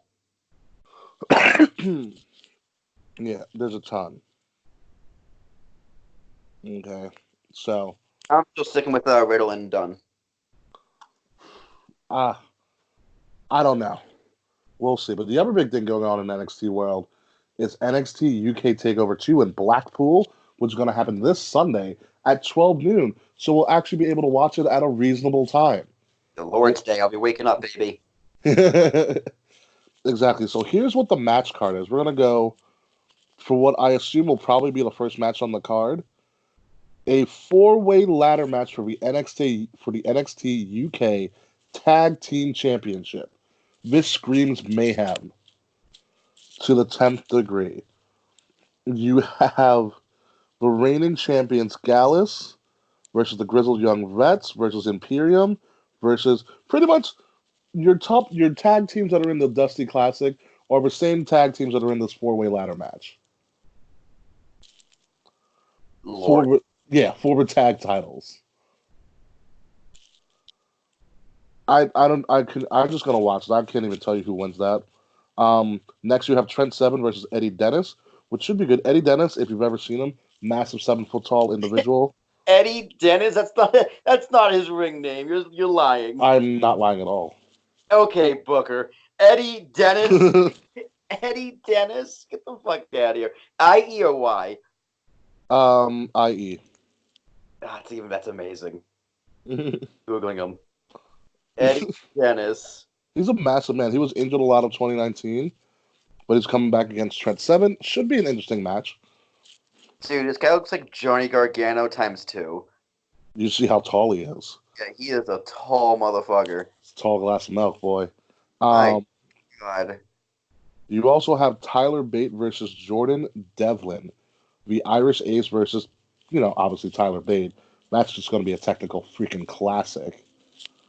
Probably Kate Murphy's like wet dream. Then we're moving on to the NXT UK Women's title in a triple threat. Kaylee Ray, the reigning champion, aka the one that got pretty much squashed like a bug in the War Games match towards the end, versus Toni Storm, former champion, versus Piper Niven. Piper Niven, I believe, recently came out with having, I believe, symptoms of Bell's palsy, which is a shame. Which is the disorder that JR has as well. I was gonna say she and JR can swap stories. JR's already come out in support of her and trying to help her through it. But JR was like, "Fuck you! You steal my gimmick." That would be horrible. This card looks pretty freaking amazing. And now the main event is Walter is putting his UK title on the line against Joe Coffey of Gals. Oh man, that's going to be a hard hitting match. One because Walter's in it, and also two because Joe Coffey is also a hard hitter as well. I don't know if Joe Coffey's going to win it, but it's gonna be painful to watch, which means it's also going to be really really fun to watch. So that's your card for NXT UK Takeover Blackpool. We'll probably have more on it as the days go by. I might do a special review afterwards. Oh my God, Ricky! Breaking news right now: Scott Steiner's in the NWA. What? Scott Steiner's in the NWA. Why is he still wrestling? Dude, because the NWA, that's why. NWA's they're doing great on YouTube with their episodes. Dude, I might start watching the NWA. I'm kind of interested, to be honest. I keep hearing about this, but the pooch is happening, and I kind of dig it. Isn't Sandow on it now, too? I'm not interested anymore. I take it back. But pretty much that NXT TakeOver Blackpool. I'll be watching it hungover, more than likely. Who knows? But I'll be up watching it. So if you're going to watch along with me, I'll probably be live tweeting it somewhere in the ethos. I feel like it's going to do a solid 8 crowns because it's NXT, it's UK, and it's a takeover. They're going to deliver. They delivered last time. I don't see why they wouldn't deliver again. Yeah, dude, I might watch it. See what happens. Might as well. I mean, they said a 4-way ladder match. I was like, fuck. 4-way tag team ladder match. I'm interested. Yeah, so that's all we have. That's all the news that's fit in the boot, besides Scott Steiner joining NWA. My God. So let's go to match of the week. Will, who do you got? You first. My match of the week is going to go, like I mentioned before, the Will Ospreay IWGP Junior Heavyweight Championship match from day one of Wrestle Kingdom 14. Amazing start to finish. Fantastic match. Check it out. You won't be disappointed. I don't remember any match that happened this week. Yeah, that's all I got. Wow. Like, I got a goose egg, bro. The first match on mine is Kofi Kingston versus The Miz. It wasn't bad. I'll say that one because we're getting a heelish Miz. All right, that works. There you go. There you go. Last but not least, King of the Night. Oh, Ricky Gervais. Did you see what he did at the Golden Globes? Oh yeah, how he trashed everybody. Oh my God, it was incredible. Yes, but somebody wrestling related King of the Night. He's wrestling related. He was wrestling with the Hollywood. No, I'll go.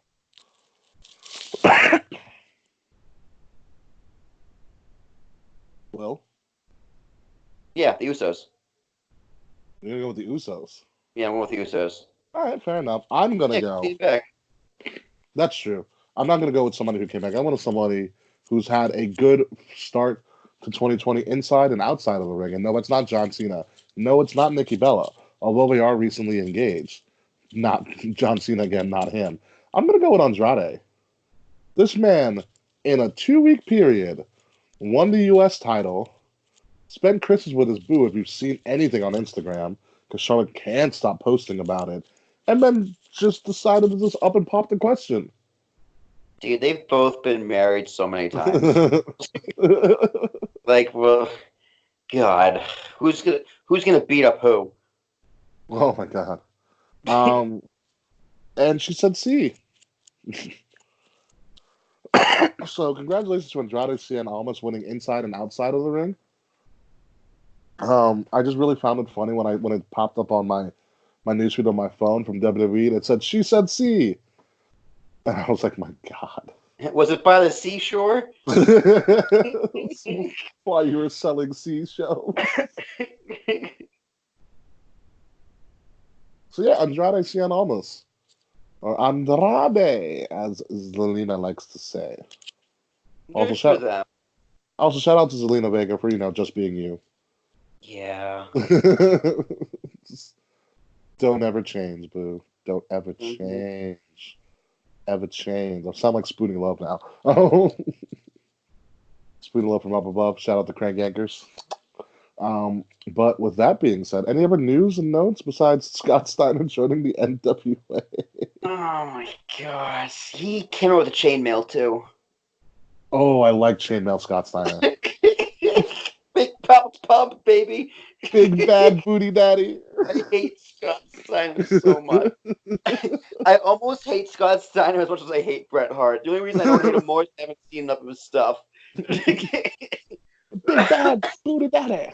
It's Bret Hart, Scott Steiner, and Buff Bagwell, my top 3 hated wrestlers of all time. Why do they all begin with B's? That's a good question. Because Buff has the stuff. Buff the stuff. Ruining a career in one tryout.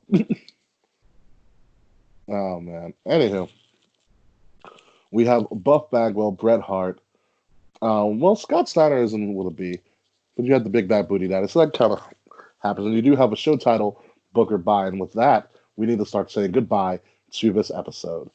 Ladies and gentlemen, this has been Kings of the Rings podcast, episode number 179, Booker Bye. Of course, I am your ultimate booker and your host, King Rickie Rose of Kings of the Rings podcast. Find me at Ambassador Biggs on all social media outlets. Find this show, Kings of the Rings podcast, on our social media at KOTR_podcast on your Facebook, on your Instagram, on your Twitter feed. Subscribe and listen to us each and every week on your preferred podcast listening app by subscribing to Wrestle Addict Radio, and follow Wrestle Addict Radio at addict_wrestle on Twitter and Wrestle Addict Radio on Facebook and Instagram. I book the shows, Will executes everything else. Mr. Terrashock, what you got for us? You can find me in court tomorrow. Remember my car got towed before Survivor Series? Yeah. Yeah, I'm fighting that ticket. Nice. I might not have as good of a case as I thought, but hey, I'm gonna go down swinging. So you can find me. Use the Chewbacca defense. The Chewbacca defense? Yes. Just go up and go. You've never seen that episode of South Park with the Chewbacca defense? No, I probably have. I don't know what you're talking about. Look it up. I will. It's gonna help you out a lot. You can find me live tweeting my court case at Will Tarashuk, Thomas ARASHUK. Not really. We'll be back next week as long as. Whatever you do, Will, do not have the People's Court theme song stuck in your head the entire time. I've never really seen People's Court, so I have to Google it. It's a dun dun dun dun. I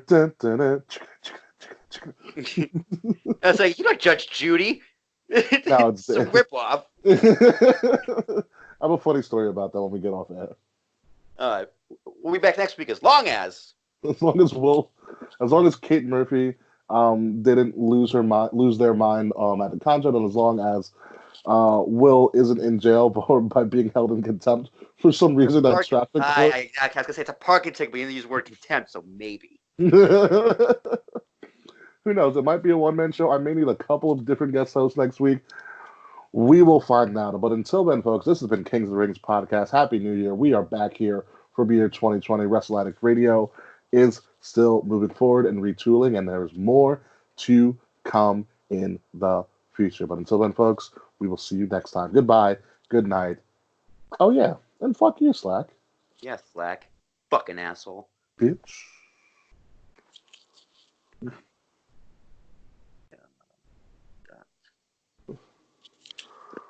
So, want to hear a funny story? Yeah. So, I got pulled over years ago for speeding. Huh? As one does. Yeah, no, this was really bad. So what happened was I was driving. So it's me. I'm driving. One of my friends, Shamar, who now plays for the Minnesota Vikings, as a starting defensive tackle, is in the passenger seat with me. I have these 3 girls in the back seat, and my best friend Vaughn is making out and or potentially banging his girlfriend in the trunk of a car. I'm in a black Ford Explorer. In the trunk? Yeah, it's a weird story. was it like an open trunk, or not like an open trunk, but or were they just in pitch black? We were in pitch black. We were on the north shore of the island.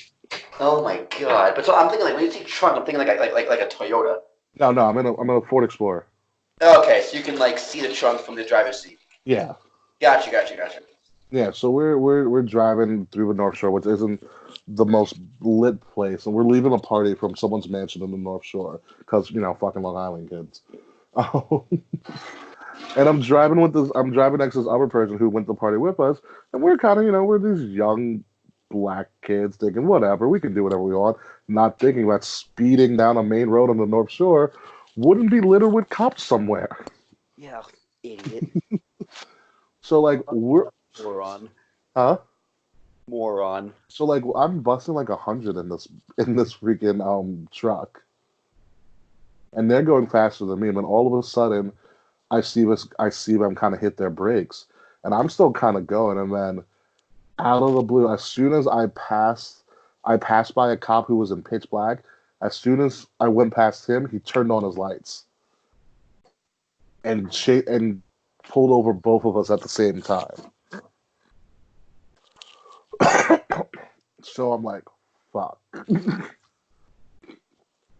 Yeah, what's going through your mind? Because you're driving. I'm going 155. My best friend is banging his girlfriend in the back seat of in the trunk of this vehicle. Like, I have a couple of underage kids who are pretty drunk in this car, me not included. Like, this is gonna look bad. Yeah, none of these are good words. Yeah, and then he pulls us both over at the same time, and then he goes, "Pull up next to your friend." I'm like, "Oh great, oh great!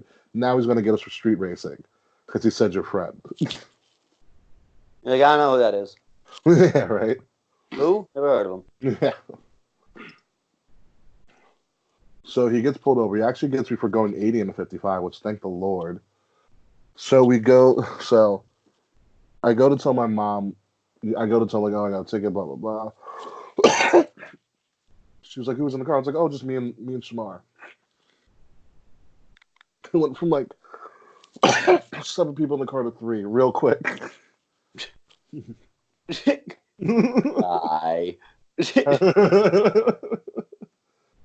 So we go to fight this court case in Brookville, New York, which is where my old high school's at.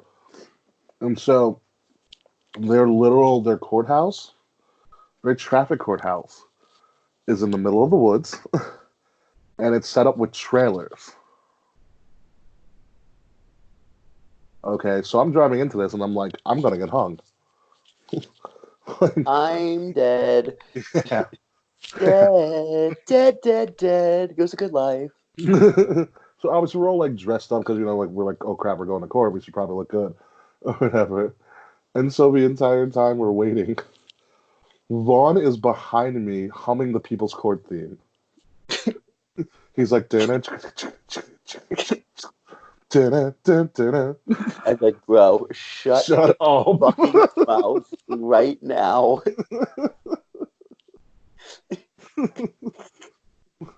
He's like, Mr. Furline, and Vaughn's like,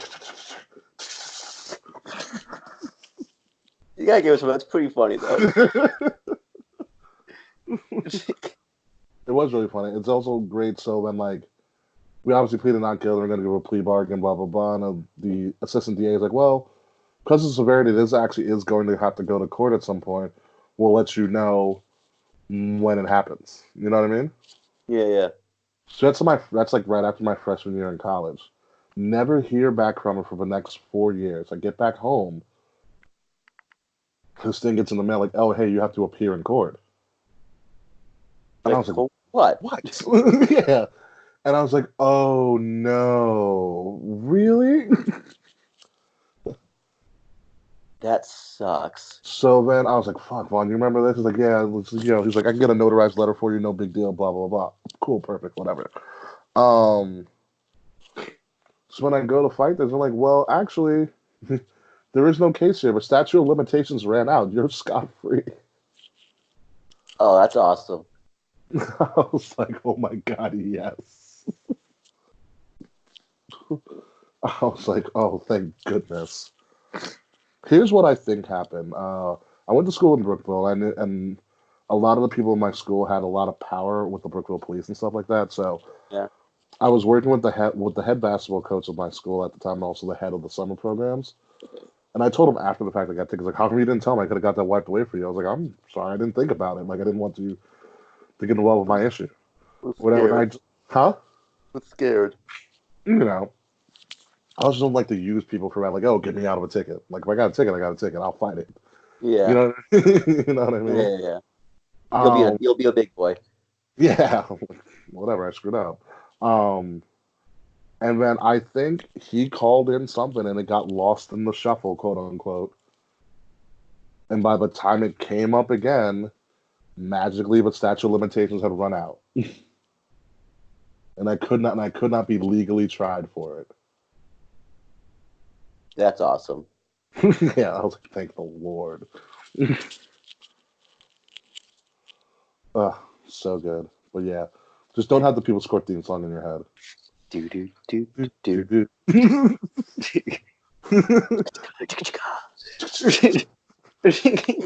It's gonna happen. Let's go up to the bench.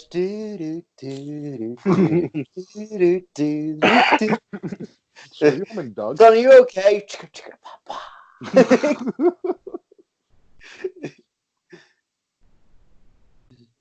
Doing fine and dandy.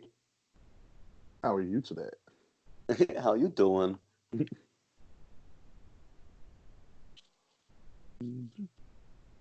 Alright. Anything happened while I was gone? Wow, Nikki, took you freaking long enough. Skywalker? Nikki Skywalker accepted your follow request for Wrestle Addict Radio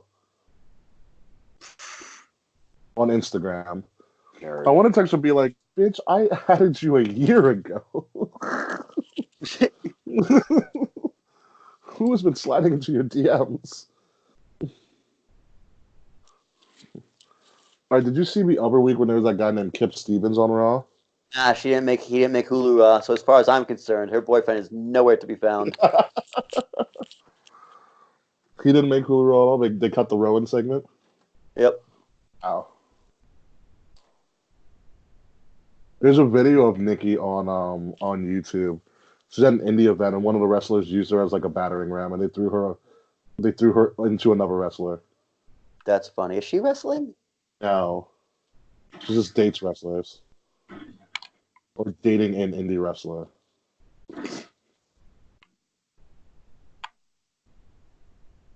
Yeah, no, Nikki's not wrestling at all. God. Nikki's not the most athletic person. I was going to say.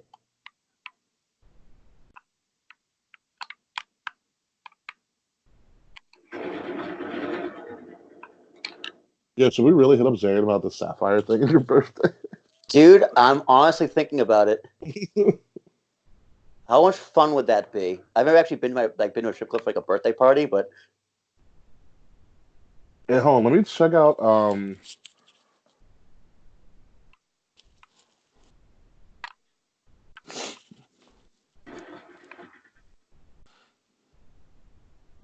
Yo, that's actually a good idea.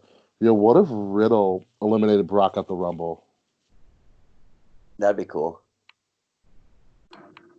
What if he eliminated Goldberg? That might actually turn into a fight. Because they legitimately do not like each other.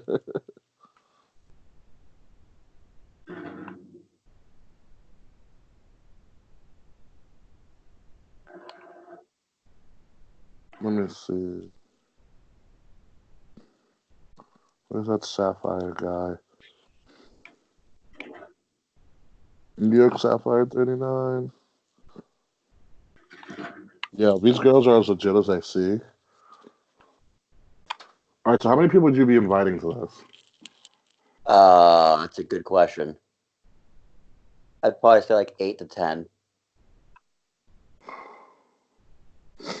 Okay, let's see. Bachelor party packages, adult star packages, birthday party packages starting at $350.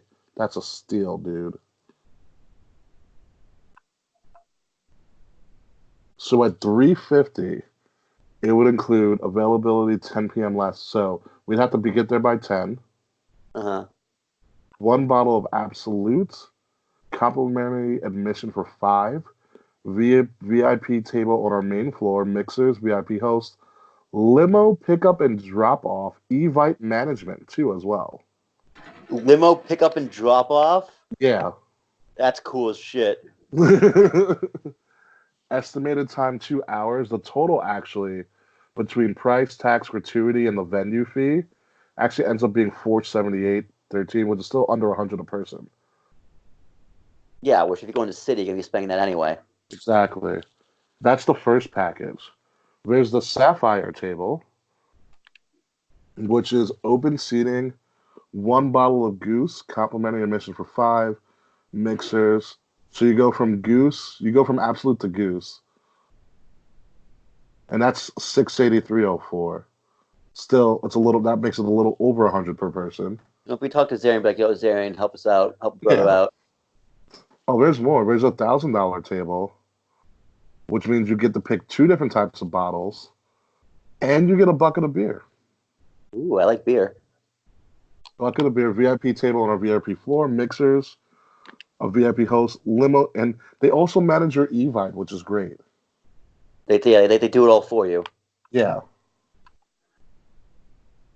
That total becomes to 1366.08.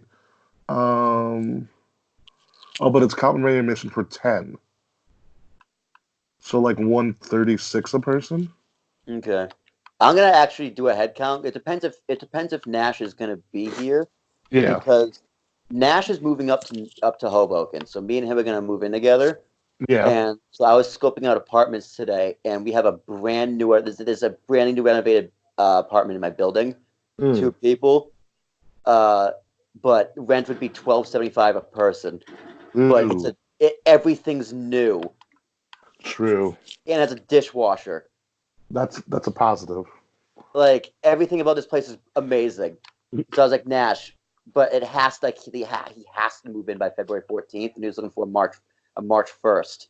Ooh, So tough pull. It's tough, but I was like, Nash, we're not gonna find a better deal than this. You're not gonna find a brand new building for that price. Good point.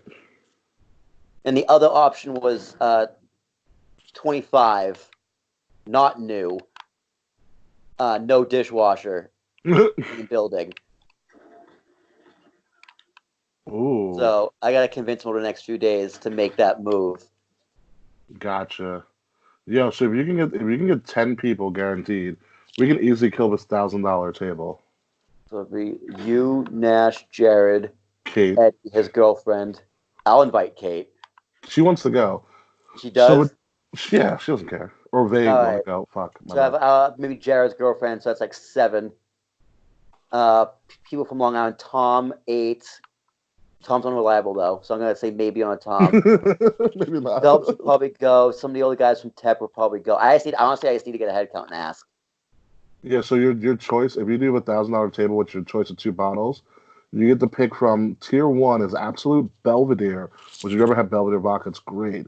Grey Goose, Kettle One, or Stoli. So you pick a vodka, and then you're picking one of these: Don Julio Blanco, Patron, Johnny Walker Black, Jameson, or Jack Daniels. Oh, I'll totally hit up Kat too. Who? Our Tep sweetheart. Dance Works. Nice. She lives in Brooklyn. Like, yo, Kat, if you and your friends want to come, just give me a head count. All right, yeah, get a head count. Oh, I got the last kill. Hey, let's go. I would say get a head count, talk to Zarian, and be like, hey, what can you do for us? Yeah, I got him on Instagram. I mean, I literally have, I have a month, over a month. You should start doing it now, dude. Yeah, I'm just gonna ask him around now.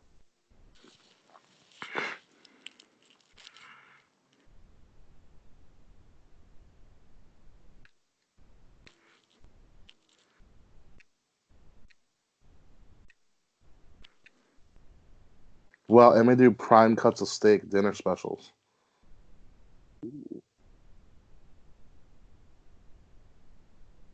$65 for a 3-course dinner? Not bad.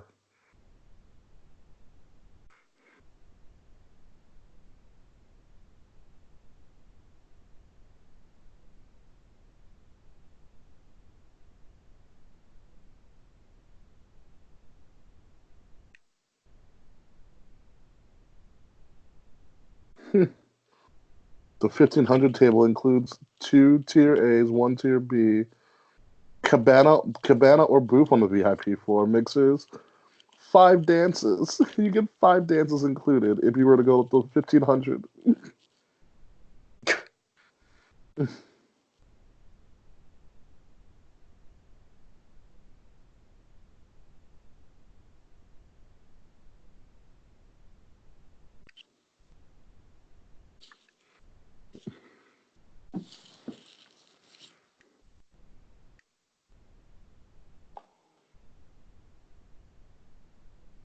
Yeah, I would definitely hit up Jimmy like, yo, Zarin, number 1, we need you on the show. Number 2, First things first.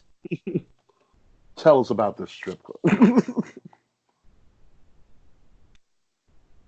I'll throw down. I'll tell Parlay like, hey, I'm not gonna make it. I'm at a friend's birthday party. Oh, where you going?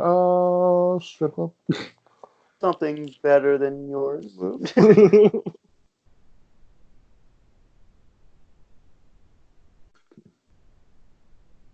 If Charles is around, Charles would be so down for this.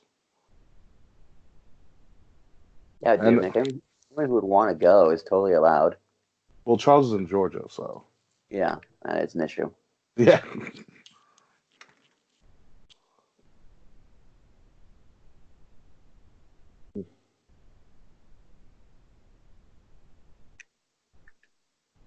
VIP host limo pickup and drop off. You know how baller that'll be? We just meet in Hoboken and the limo comes and picks us up. Yep. Seriously. So good.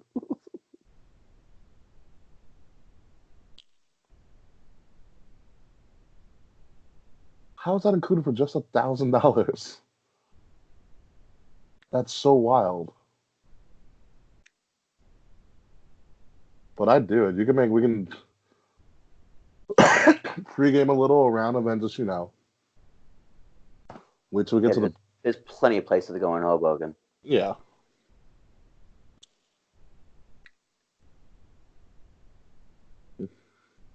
There's marksman rifles and sniper rifles.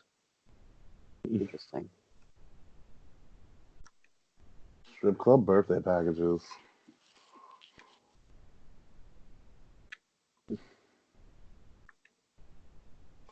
Oh, monthly events. Let's see what's going on.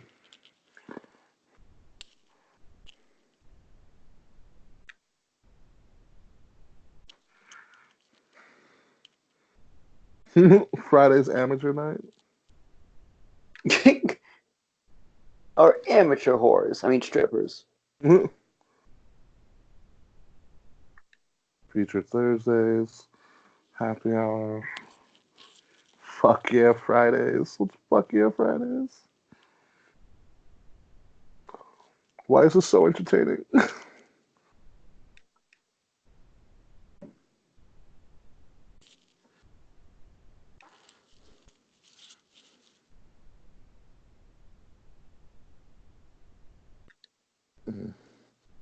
there's anything going around your birthday.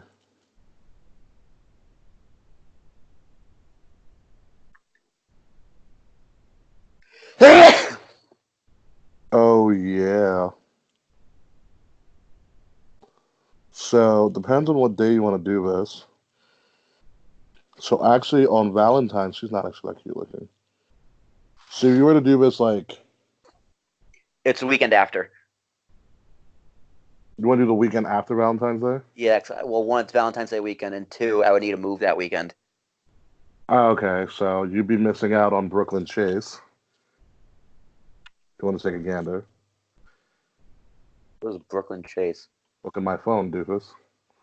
Oh, just hang on.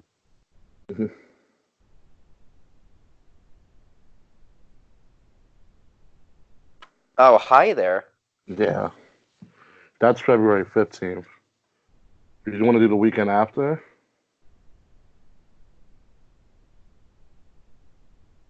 Oh, there's nobody really around the weekend after. No special people.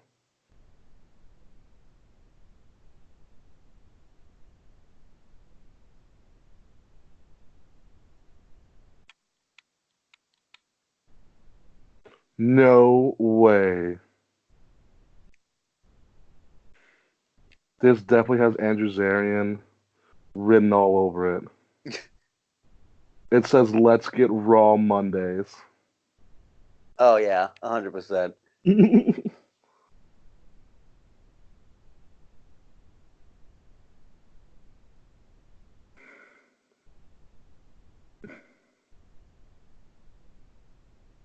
Fucking great.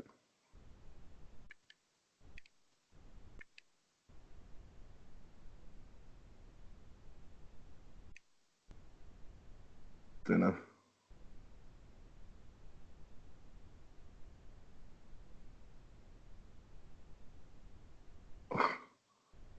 I remember that. I remember just getting that message, and I was like, "Will, strip club." And you were just like, "I don't know." I'm tired.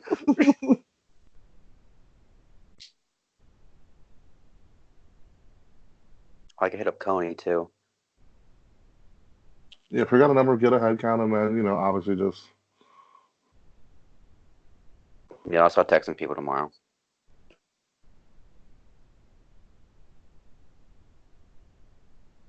Let's see what's up. All right, speaking of which.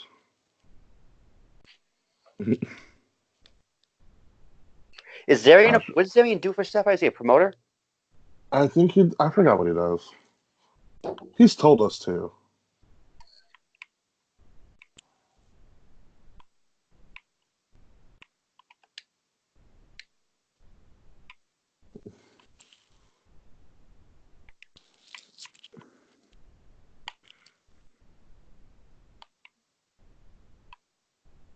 Like, I totally forgot. I want to say it's like their marketing or something.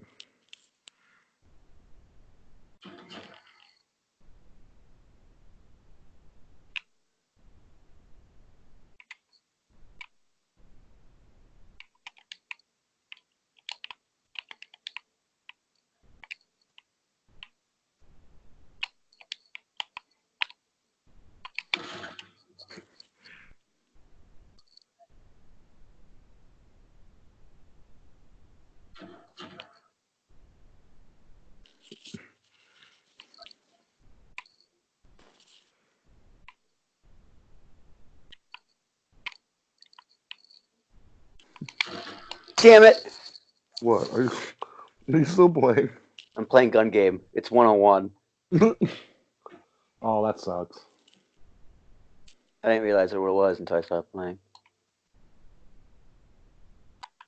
Oh man, let me upload my shit before I forget.